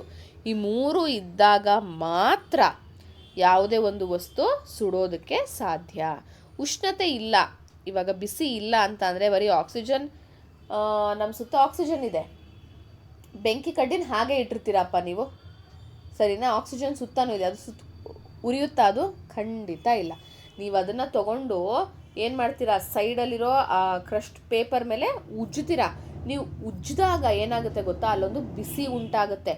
ಆ ಬಿಸಿ ಬೆಂಕಿ ಕಡ್ಡಿನ ಹೊತ್ಕೊಳ್ಳೋ ಥರ ಮಾಡೋದು. ಸೊ ಯಾವುದೇ ಒಂದು ವಸ್ತು ಉರಿಬೇಕು ಅಂದರೆ ಆಕ್ಸಿಜನ್ ಬೇಕು, ಅದ್ರ ಜೊತೆಗೆ ಉಷ್ಣತೆ ಇರಬೇಕು, ಸುಡುವಂತಹ ತಾನೇ ಸುಡುವಂತಹ ದವ್ಯ ವಸ್ತು ಕೂಡ ಇರಬೇಕು. ನೆಕ್ಸ್ಟು, ಭೌತ ಮತ್ತು ರಾಸಾಯನಿಕ ಬದಲಾವಣೆಗಳು ಒಂದೇ ಪ್ರಕ್ರಿಯೆಯಲ್ಲಿ ಉಂಟಾಗಬಹುದು. ಇಂಟ್ರೆಸ್ಟಿಂಗ್ ಕ್ವಶನ್ ಅಲ್ವಾ? ಭೌತ ಬದಲಾವಣೆ ಅಂದರೆ ಆಕಾರ, ಗಾತ್ರ, ಭೌತ ಗುಣದಲ್ಲಿ ಬದಲಾವಣೆ. ರಾಸಾಯನಿಕ ಬದಲಾವಣೆ ಅಂದರೆ ಹೊಸ ವಸ್ತು ಸೃಷ್ಟಿಯಾಗುವಂಥದ್ದು. ಸೊ ಈ ಎರಡೂ ಬದಲಾವಣೆ ಒಂದೇ ಪ್ರಕ್ರಿಯೆಯಲ್ಲಿ ಉಂಟಾಗಕ್ಕಾಗತ್ತಾ? ಇಲ್ಲೊಂದು ಯೋಚಿಸಿ, ಒಗ್ಗೂಡಿಸಿ, ಹಂಚಿಕೊಳ್ಳಿ ಅಂತ ಇದೆ ನೋಡಿ. ಅಲ್ಲಿ ಒಬ್ಬೊಬ್ಬರು ಒಂದೊಂದನ್ನು ಟಾಪಿಕಾಗಿ ಮಾತಾಡ್ತಾ ಇದ್ದಾರೆ ಮಕ್ಕಳು. ಇಲ್ಲಿ ಮೇಣವು ದ್ರವಿಸುತ್ತದೆ ಮತ್ತು ಆವಿಯಾಗುತ್ತೆ, ಹೌದಲ್ವಾ? ಮೇಣದ ಬತ್ತಿ ಹತ್ತಿದ ತಕ್ಷಣ ಏನಾಗುತ್ತೆ, ಅದು ನೋಡಿ ಇಲ್ಲಿ ಹನಿ ಹನಿಯಾಗಿ ಕೆಳಗಡೆ ಬರುತ್ತೆ, ಅದ್ರ ಜೊತೆಗೆ ಅದು ಆವಿ ಕೂಡ ಆಗುತ್ತೆ. ಮೇಣವು ಉರಿಯುತ್ತೆ, ಹೌದಾ? ಮತ್ತು ಹೊಸ ವಸ್ತು ಉಂಟಾಗತ್ತೆ. ಬತ್ತಿ ದ್ರವ ಮೇಣವನ್ನು ಮೇಲೆ ಎಳ್ಕೊಳ್ಬಹುದು, ಮೇಲೆ ಎಳಿಬಹುದು ಅಂತ ಇನ್ನೊಬ್ರು ಹೇಳ್ಬೋದು. ಅದು ಹೌದು ಇರ್ಬೋದು. ಏನು ಮಾಡ್ಬೋದು, ಆ ಲಿಕ್ವಿಡ್ ಮೇಣನ ಬತ್ತಿ ಮೇಲಕ್ಕೆ ಹೀರ್ಕೊಳ್ಳುತ್ತೆ ಇರಬಹುದೇನೋ ಅಂತ ಅಂತಾರೆ. ಇನ್ನು ಕೆಲವೊಬ್ರು ಮೇಣವು ದ್ರವಿಸುತ್ತೆ, ಲಿಕ್ವಿಡ್ ಆಗುತ್ತೆ, ಪ್ರವಹಿಸುತ್ತೆ ಅಂದರೆ ಮೇಲಕ್ಕೆ ಬತ್ತಿಯಿಂದ ಹೀರ್ಕೊಳ್ಳುತ್ತೆ ಮತ್ತು ವಿಭಿನ್ನ ಆಕಾರಗಳಲ್ಲಿ ಘನೀಕರಿಸಬಹುದು.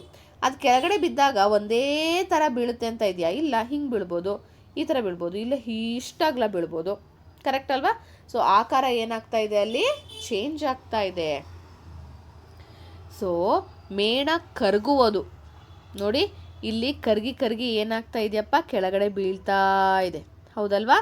ಆ ಕರಗಿದ ಮೇಣ ಬೀಳುವಂಥದ್ದು ಭೌತ ಬದಲಾವಣೆ. ಆಕಾರದಲ್ಲಿ ಸೈಜು, ಗಾತ್ರ ದೊಡ್ಡದಿಟ್ಟಾಗ ಅದು ಕರಗಿ ಸಣ್ಣದಾಗುತ್ತೆ, ಅದು ಆಕಾರದಲ್ಲಿ ಬದಲಾವಣೆ. ಆಕಾರದಲ್ಲಿ ಬದಲಾವಣೆ ಅಂದರೆ ಏನು ಹೇಳಿದೆ ನಾನು, ಅದು ಭೌತ ಬದಲಾವಣೆ. ಮೇಣ ಏನಾಗ್ತಾ ಇದೆ, ಆವಿ ಆಗ್ತಾ ಇದೆ ಅಲ್ವಾ? ಅದು ಕೂಡ ಭೌತ ಬದಲಾವಣೆ. ಆದರೆ ಆ ಆವಿಯಾದಂತಹ ಮೇಣ ಏನಾಗ್ತಾ ಇದೆ, ಸುಡ್ತಾ ಇದೆ ಅಲ್ವಾ? ಬೆಂಕಿ ದಹನ ಆಗ್ತಿದೆ. ದಹನ ಆದಾಗ ನೋಡಿ, ಅಲ್ಲಿ ಕಾರ್ಬನ್ ಡೈಆಕ್ಸೈಡ್, ಮೇಣದಲ್ಲಿರುವಂತಹ ಕಾರ್ಬನ್, ಗಾಳಿಯಲ್ಲಿರುವಂತಹ ಆಕ್ಸಿಜನ್ ಸೇರಿ ಕಾರ್ಬನ್ ಡೈಆಕ್ಸೈಡ್ ಆಗ್ತಾ ಇದೆ. ಕಾರ್ಬನ್ ಡೈಆಕ್ಸೈಡ್ ಒಂದು ಹೊಸ ವಸ್ತು. ಸೊ ಹೊಸ ವಸ್ತು ಕ್ರಿಯೇಟ್ ಆಗ್ತಾ ಇದೆ ಅಂದರೆ ಅದು ಯಾವ ಬದಲಾವಣೆ? ರಾಸಾಯನಿಕ ಬದಲಾವಣೆ. ಸೊ ನೀವು ಮೇಣದ ಬತ್ತಿ ಉರಿಯೋದ್ರಲ್ಲಿ ಭೌತ ಬದಲಾವಣೆ ಹಾಗೂ ರಾಸಾಯನಿಕ ಬದಲಾವಣೆ ಎರಡನ್ನೂ ಕೂಡ ಏನು ಮಾಡಬಹುದು, ನೀವು ನೋಡಬಹುದು. ಅರ್ಥ ಆಯ್ತಲ್ವಾ? ಮೇಣದ ಬತ್ತಿಯಲ್ಲಿನ ಮೇಣ ದ್ರವಿಸುತ್ತದೆ, ಬತ್ತಿಯ ಮೂಲಕ ಮೇಲೇರುತ್ತದೆ ಹಾಗೂ ಜ್ವಾಲೆಯ ಶಾಖದಿಂದ ಏನಾಗುತ್ತೆ, ಅದು ಆವಿಯಾಗುತ್ತೆ.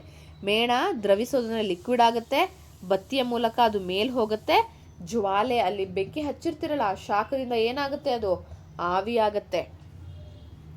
ಮೇಣದ ಆವಿ ಉರಿಯುತ್ತದೆ ಮತ್ತು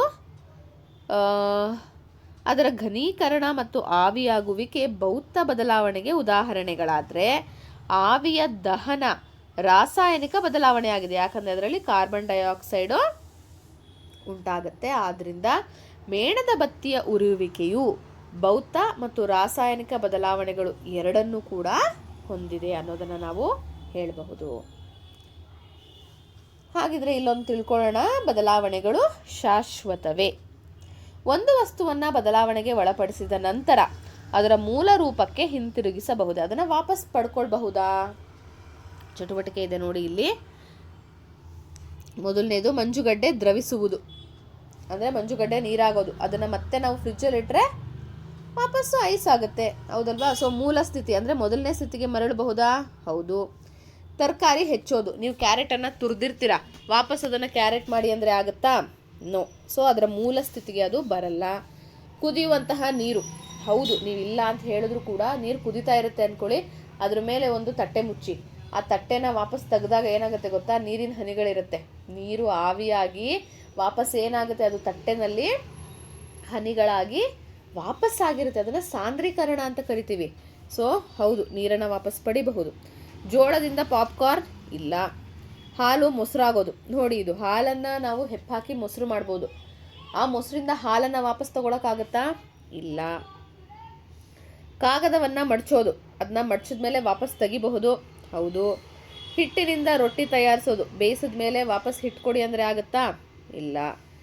ಉಬ್ಬಿದ ಬುಗ್ಗೆ ಬಿಡುವುದು, ಅಂದರೆ ಬಲೂನ್ನ ಬಿಟ್ಟಾಗ ವಾಪಸ್ ಬರುತ್ತೆ. ಹೌದು. ಬೆಂಕಿ ಕಡ್ಡಿ ಉರಿಯುವುದು, ಅದು ಬೂದಿ ಆಗೋಗಿರುತ್ತೆ, ಬೂದಿಯಿಂದ ವಾಪಸ್ ಬೆಂಕಿ ಕಡ್ಡಿ ಕೊಡಿ ಅಂದರೆ ನೋ, ಆಗಲ್ಲ. ಹಣ್ಣು ಹಣ್ಣಾಗುವುದು, ಮಾವಿನಕಾಯಿ ಮಾವಿನ ಹಣ್ಣಾಗಿರುತ್ತೆ ಅಂದ್ಕೊಳ್ಳಿ, ಅದೇ ಹಣ್ಣನ್ನು ವಾಪಸ್ ಕಾಯಿ ಮಾಡಿ ಅಂದರೆ ಆಗುತ್ತಾ? ಇಲ್ಲ. ಬಟ್ಟೆ ಒಣಗುವುದು, ಕರೆಕ್ಟು. ಬಟ್ಟೆ ನೀವು ಸೂರ್ಯನ ಬಿಸಿಲಿಗೆ ಹಾಕಿದ ತಕ್ಷಣ, ಅಂದರೆ ಒಗೆಯೋದಕ್ಕಿಂತ ಮುಂಚೆ ಡ್ರೈ ಇರುತ್ತೆ, ಒಗೆದ ಮೇಲೆ ಹಸಿ ಆಗುತ್ತೆ, ಅದನ್ನು ಒಣಗಿ ಹಾಕಿದ್ರೆ ಮತ್ತೆ ಒಣದಾಗತ್ತೆ ಅಲ್ವಾ? ಸೊ ಮರಳಿ ಪಡಿಬಹುದು. ಸಕ್ಕರೆ ನೀರಿನಲ್ಲಿ ಕರಗಿಸುವುದು, ಸಕ್ಕರೆನ ನೀವು ನೀರಲ್ಲಿ ಕರಗಿಸಿರ್ತೀರ, ಅದನ್ನು ಮತ್ತೆ ನೀವು ನೀರನ್ನು ಕುದಿಸಿ, ಅಂದರೆ ಆವಿ ಆಗುವಷ್ಟು ಕುದಿಸಿದ್ರೆ ನೀವು ಸಕ್ಕರೆಯನ್ನು ಮರಳಿ ಪಡೀಬಹುದು.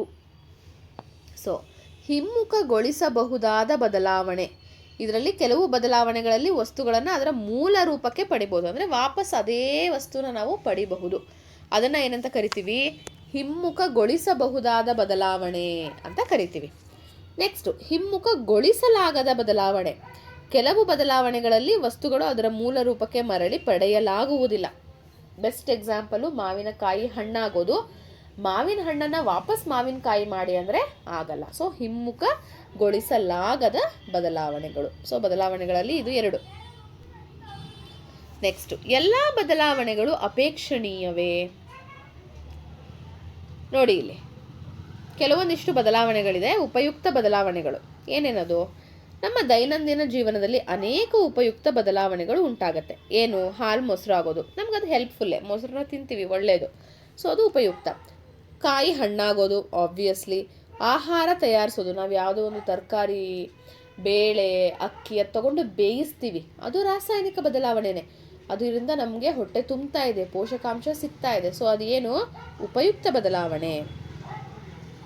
ನಿಮ್ಮ ಸುತ್ತಲೂ ನಡೆಯುತ್ತಿರುವ ಇತರ ಕೆಲವು ಅಪೇಕ್ಷಣೀಯ ಬದಲಾವಣೆಗಳ ಬಗ್ಗೆ ನೀವು ಯೋಚಿಸಬಹುದೇ? ನೆಕ್ಸ್ಟ್, ಅನಪೇಕ್ಷಿತ ಬದಲಾವಣೆ ಅಂದರೆ ಅದು ಆ ಚೇಂಜಸ್ ನಮಗೇನು ಬೇಡದೇ ಇರೋದು ಅನ್ನೋ ಅರ್ಥ.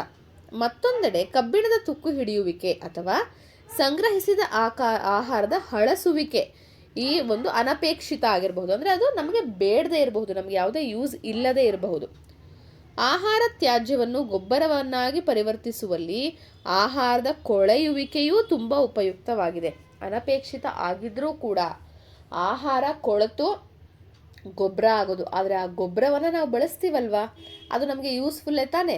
ಆ ಚೇಂಜಸ್ ನಮಗೆ ಒಳ್ಳೇದಲ್ಲ ಅಂತ ಅನಿಸಿದ್ರೂ ಕೆಲವೊಂದಿಷ್ಟು ಉಪಯೋಗಗಳು ಅದರಿಂದ ನಮಗೆ ಆಗ್ತಾ ಇದೆ. ಹಾಗಿದ್ರೆ ದೀರ್ಘಕಾಲಿಕ ಪರಿಣಾಮಗಳು ಏನು ನೋಡೋಣ ಇರಿ. ಮಾನವನ ಚಟುವಟಿಕೆಯಿಂದಾಗಿ ಅನೇಕ ವರ್ಷಗಳ ಕಾಲ ಸಂಭವಿಸುವ ಕೆಲವು ಬದಲಾವಣೆಗಳು ಪರಿಸರದ ಮೇಲೆ ದೀರ್ಘಕಾಲಿಕ ಪರಿಣಾಮವನ್ನು ಬೀರುತ್ತೆ. ಯಾವುದು? ಉದಾಹರಣೆಗೆ ಕಾರು, ರೈಲು, ವಿಮಾನ ಇತ್ಯಾದಿ ಹೆಚ್ಚುತ್ತಿರುವ ಇಂಧನದ ಬಳಕೆ ವಾತಾವರಣದಲ್ಲಿ ಕಾರ್ಬನ್ ಡೈಆಕ್ಸೈಡ್ ಪ್ರಮಾಣನ ಹೆಚ್ಚು ಮಾಡ್ತಾ ಇದೆ. ಗೋಡೆ, ಬಾಗಿಲು ಇಲ್ಲೆಲ್ಲದ್ರ ಮೇಲೆ ಹಚ್ಚಿದ ಬಣ್ಣ ಅಂದರೆ ಪೇಂಟ್ ಒಣಗಿ ಆವಿಯಾಗುವ ಮೂಲಕ ಅನೇಕ ವಸ್ತುಗಳನ್ನು ಆಚೆ ಬಿಡೋದು ಕೂಡ ಪರಿಸರ ಮಾಲಿನ್ಯವನ್ನು ಉಂಟು ಮಾಡ್ತಾ ಇದೆ. ಸೊ ಬದಲಾವಣೆಗಳಲ್ಲಿ ಕೆಲವೊಂದಿಷ್ಟು ಉಪಯುಕ್ತತೆಯನ್ನು ಹೊಂದಿದೆ, ಕೆಲವೊಂದಿಷ್ಟು ಬೇಡದೇ ಇದ್ದರೂ ಕೂಡ ನಮಗೆ ಒಂದಲ್ಲ ಒಂದು ರೀತಿಯಲ್ಲಿ ಉಪಯೋಗ ಇದೆ. ಇನ್ನೊಂದಿಷ್ಟು ಆ ರಾಸಾಯನಿಕ ಬದಲಾವಣೆಗಳು ಹೆಚ್ಚಾಗಿ ತೊಂದರೆಯನ್ನೇ ಉಂಟು ಮಾಡ್ತಾ ಇರುವಂಥದ್ದು ಕೂಡ ನಾವು ನಮ್ಮ ಪರಿಸರದಲ್ಲಿ ಕಾಣಬಹುದು. ಹಾಗೆ ಕೆಲವು ನಿಧಾನಗತಿಯ ನೈಸರ್ಗಿಕ ಬದಲಾವಣೆಗಳು ಬಂಡೆಗಳ ಹವಾಮಾನ. ಇಲ್ಲಿ ನೀವು ನೋಡೋದಾದರೆ ದೊಡ್ಡ ದೊಡ್ಡ ಬಂಡೆ ಇರುತ್ತೆ, ಏನಾಗುತ್ತೆ ಅದು ಸಣ್ಣ ಸಣ್ಣ ತುಂಡುಗಳಾಗಿ ಅದೇನಾಗುತ್ತೆ ಒಡೆಯುತ್ತೆ. ಏನಕ್ಕೆ ಒಡೆದು ಹೋಗುತ್ತೆ ಗೊತ್ತಾ? ಅದು ನೋಡಿ, ಟೆಂಪರೇಚರ್ ಚೇಂಜ್, ತಾಪ ಬದಲಾವಣೆ ಆದಾಗ, ಮತ್ತು ನೀರು ಇವಾಗ ತಾಪ ಬದಲಾವಣೆ ಆದಾಗ ಈ ಸಂದಿನಲ್ಲಿ ನೀರು ಹೋಗಿರುತ್ತೆ ಅಂದ್ಕೊಳ್ಳಿ, ಆಯಿತಾ? ಆ ಬಂಡೆ ಬಿರುಕುಗಳಲ್ಲಿ ನೀರೇನಾಗೋಗುತ್ತೆ, ನೀರು ಹೆಪ್ಪುಗಟ್ಟುತ್ತೆ, ಕರೆಕ್ಟ್ ಅಲ್ವಾ? ಆಮೇಲೆ ಏನಾಗುತ್ತೆ, ಬಿಸಿಲು ಜಾಸ್ತಿ ಆದಾಗ ಅದು ಆವಿ ಆಗುತ್ತೆ. ಈ ಆವಿ ಆದಾಗ ಅಥವಾ ನೀರು ಹೆಪ್ಪುಗಟ್ಟಿದಾಗ ಏನಾಗುತ್ತೆ, ಬಂಡೆ ಸೀಳಿ ಅದು ಬಿರುಕು ಮೂಡಿ ಅಲ್ಲಿ ಮರಗಳ ಬೇರುಗಳು ಸಹ ಬೆಳಿಬಹುದು ಅಲ್ವಾ? ಅದು ಒಡೆದು ಹೋಗೋದಕ್ಕೆ ಸಾಧ್ಯ ಆಗುತ್ತೆ. ನೋಡಿ ಇಲ್ಲಿ ತಾಪಮಾನದಲ್ಲಿ ಉಂಟಾಗುವ ಬದಲಾವಣೆಗಳಿಂದ ಈ ಥರ ಬಿರುಕು ಮೂಡಬಹುದು, ನೀರು ಹೆಪ್ಪುಗಟ್ಟಬಹುದು, ಮರಗಳು ಒಳಗಡೆ ಬೇರು ಬೆಳಿಬಹುದು. ಇದರಿಂದಾಗಿ ಬಂಡೆಗಳೇನಾಗತ್ತೆ, ಚೂರು ಚೂರಾಗಿ ಒಡೆದು ಹೋಗುತ್ತೆ. ಇನ್ನು ಇದರಲ್ಲಿ ರಾಸಾಯನಿಕ ಬದಲಾವಣೆಗಳನ್ನು ನೋಡಿದ್ರೆ ಕಪ್ಪು ಬಣ್ಣದ ಬಸ್ಟಾಲ್ ಅನ್ನುವಂತಹ ಒಂದು ಬಂಡೆ ರಾಸಾಯನಿಕ ಬದಲಾವಣೆಗೆ ಒಳಗಾಗಿ ಕೆಂಪು ಬಣ್ಣದ ಪದರವನ್ನೇ ಅದೇನಾಗೋಗಿದೆ ರಚಿಸಿದೆ. ನೋಡಿ ಇಲ್ಲಿ ಕೆಲವೊಂದಿಷ್ಟು ಬಂಡೆಗಳು ರಾಸಾಯನಿಕ ಬದಲಾವಣೆ ಆಗಿ ಬ್ಲ್ಯಾಕ್ ಕಲರ್ ಇದ್ದಿದ್ದು ಏನಾಗಿದೆ, ಅದು ರೆಡ್ ಕಲರ್ ಆಗಿ ಚೇಂಜ್ ಆಗೋಗಿದೆ. ಯಾಕಂದರೆ ಅಲ್ಲಿ ಕಬ್ಬಿಣದ ಆಕ್ಸೈಡ್, ಅದರಲ್ಲಿ ಕಬ್ಬಿಣ ಇದೆ, ಆಕ್ಸಿಜನ್ ಜೊತೆ ರಿಯಾಕ್ಟ್ ಆಗಿ ಆಗಿ ಆಗಿ ಆಗಿ ಈ ತುಕ್ಕು ಹಿಡಿಯುತ್ತಲ್ಲ, ಆ ಥರ ಕೆಂಪು ಬಣ್ಣನೇ ಆಗೋಗಿದೆ ಅದು. ಸೊ ಕೆಂಪು ಬಣ್ಣದ ಕಬ್ಬಿಣದ ಆಕ್ಸೈಡ್ನ ಪರಿಣಾಮದಿಂದ ಹೀಗೆ ಆಗಿರುತ್ತೆ. ಬಂಡೆಗಳಲ್ಲಿನ ಈ ಭೌತ ಮತ್ತು ರಾಸಾಯನಿಕ ಬದಲಾವಣೆಗಳನ್ನು ಒಟ್ಟಾಗಿ ಶಿಲೆಗಳ ಶಿಥಿಲೀಕರಣ ಅಂತ ನಾವು ಅದನ್ನು ಕರಿತೀವಿ. ಸೊ ಕೊನೆಯದಾಗಿ ಏನಾಗುತ್ತೆ, ಅದು ಬಂಡೆಗಳು ಒಡೆದು ಚೂರಾಗಿ ಮಣ್ಣಾಗಿ ಪರಿವರ್ತನೆಯನ್ನು ಹೊಂದುತ್ತೆ. ಇನ್ನೊಂದು ಸವಕಳಿ ಅನ್ನೋದು ಇದು ಲಾಸ್ಟ್ ಟಾಪಿಕ್ಕು. ಸೊ ಈ ನದಿಗಳಲ್ಲಿ ಅಲ್ಲೆಲ್ಲನೂ ಸೈಡಲ್ಲಿ ಮರಳಿರೋದನ್ನು ನೀವು ನೋಡಿರ್ತೀರ, ಹೌದಲ್ವಾ? ಯಾಕೆ ಆ ಮರಳು ಬಂದಿರುತ್ತೆ ಅಂದರೆ ಅಲ್ಲಿ ಗಾಳಿ ಇರುತ್ತೆ ಮತ್ತು ನೀರು ಯಾವಾಗಲೂ ಹೊಡಿತಾ ಇರುತ್ತೆ ಕಲ್ಲುಗಳಿಗೆ. ಇದು ಬಂಡೆ ಕಲ್ಲುಗಳಿಗೆ, ಮಣ್ಣಿಗೆ ಮತ್ತು ಎಲ್ಲದಕ್ಕೂ ಹೊಡೆದು ಹೊಡೆದು ಹೊಡೆದು ಏನಾಗ್ತಾ ಇರುತ್ತೆ, ಅಲ್ಲಿ ಮರಳು ರೂಪಿತ ಆಗುತ್ತೆ. ಈ ಒಂದು ಪ್ರಕ್ರಿಯೆನ ಏನಂತ ಕರಿತೀವಿ ನಾವು? ಸವಕಳಿ ಅಂತ ಕರಿತೀವಿ. ಇದು ಭೂಕುಸಿತದಿಂದ ಉಂಟಾಗಿರುವ ಸವೆತನೂ ಕೂಡ ಒಂದು ಭೌತ ಬದಲಾವಣೆ ಆಗಿರ್ಬೋದು. ನದಿಯಲ್ಲಿನ ಬಂಡೆ ಇರಬಹುದು, ಕಲ್ಲುಗಳಿರಬಹುದು, ನೀರು ಯಾವಾಗಲೂ ಬಂದು ಅಲ್ಲಿ ಏನು ಮಾಡ್ತಾ ಇರುತ್ತೆ, ತಾಕ್ತಾನೇ ಇರುತ್ತೆ, ಹೊಡಿತಾನೇ ಇರುತ್ತೆ. ಸೊ ಅದೇನಾಗುತ್ತೆ, ಅವಾಗ ಸವಿತಾ ಹೋಗುತ್ತೆ, ಆಯಿತಾ? ಮತ್ತು ಸಮುದ್ರ, ಸರೋವರ ಇದರಲ್ಲೆಲ್ಲೂ ಕೂಡ ಏನಾಗ್ತಾ ಹೋಗುತ್ತೆ, ನೀರು ಮತ್ತು ಗಾಳಿ ವೇಗ ಕಡಿಮೆ ಆದಾಗ ಮರಳು ಹೋಗ್ಬಿಟ್ಟು ಏನಾಗುತ್ತೆ, ಇಲ್ಲಿ ನೋಡಿ, ಇಲ್ಲಿ ಗಾಳಿ ಮತ್ತು ನೀರಿಂದ ಈ ಥರ ಒಡೆದು ಚಲಿಸುತ್ತಾ ಕೆಲವೊಂದಿಷ್ಟು ಈ ಥರ ಆಗುತ್ತೆ. ಸೊ ನೀರಿನ ಪ್ರಮಾಣ ಎಲ್ಲ ಕಡಿಮೆ ಆದಾಗ ಏನಾಗುತ್ತೆ, ಇವೆಲ್ಲ ಹೋಗಿ ಹೋಗಿ ಈ ಥರ ತಳದಲ್ಲಿ ಸಂಗ್ರಹ ಆಗೋದು ನೀವು ನೋಡಬಹುದು. ಈ ಮಡ್ಡಿ ಕಾಲಾಂತರದಲ್ಲಿ ಏನಾಗುತ್ತೆ, ಗಟ್ಟಿಯಾಗುತ್ತೆ. ಮತ್ತೆ ಇದು ಏನಾಗಬಹುದು, ಹೊಸ ಹೊಸ ಬಂಡೆ ಆಗಿ ನಿರ್ಮಾಣ ಆಗಬಹುದು.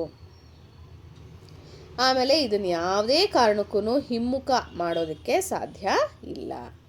ಸೊ ಇದು ಗಟ್ಟಿಯಾಗಿ ಆಗಿ ಬಂಡೆ ಆಗುತ್ತೆ, ಮತ್ತೆ ಅದನ್ನು ವಾಪಸ್ ಹೋಗುತ್ತೆ ಅಥವಾ ಚೂರಾಗತ್ತೆ, ನಾವು ಮತ್ತೆ ಅದನ್ನು ಮರಳು ಮಾಡ್ಬೋದು ಅನ್ನೋದು ಹಿಮ್ಮುಖಗೊಳಿಸೋದಕ್ಕೆ ಸಾಧ್ಯ ಇಲ್ಲ. ಸೊ ಇದಿಷ್ಟು ಕೂಡ ನಿಮ್ಮ ಪಾಠದಲ್ಲಿ ತಿಳಿದಂತಹ ಭೌತ ಬದಲಾವಣೆ ಆಗಿರಬಹುದು, ರಾಸಾಯನಿಕ ಬದಲಾವಣೆಗಳಾಗಿರಬಹುದು, ದಹನ ಕ್ರಿಯೆಗೆ ಬೇಕಾಗುವಂತಹ ವಸ್ತುಗಳು ಮತ್ತು ಒಂದಿಷ್ಟು ಆ್ಯಕ್ಟಿವಿಟೀಸನ್ನು ನೀವು ನೋಡಿದ್ರಿ. ತುಂಬ ಈಸಿ ಚಾಪ್ಟರು ಆ್ಯಂಡ್ ತುಂಬ ಇಂಟ್ರೆಸ್ಟಿಂಗ್ ಕೂಡ. ಈ ಒಂದು ವಿಷಯ ನಿಮ್ಮೆಲ್ರಿಗೂ ಸಹ ಇಷ್ಟ ಆಗಿದೆ ಅಂತ ಅಂದ್ಕೊಳ್ತೀನಿ. ಇಷ್ಟ ಆಗಿದ್ರೆ ದಯವಿಟ್ಟು ಲೈಕ್ ಮಾಡಿ, ಶೇರ್ ಮಾಡಿ. ಹಾಗೆ ನೀವಿನ್ನೂ ನಮ್ಮ ಚಾನಲನ್ನು ಸಬ್ಸ್ಕ್ರೈಬ್ ಮಾಡಿಲ್ಲ ಅಂದರೆ ದಯವಿಟ್ಟು ಸಬ್ಸ್ಕ್ರೈಬ್ ಮಾಡ್ಕೊಳ್ಳಿ ಅಂತ ಹೇಳ್ತಾ ಧನ್ಯವಾದಗಳು.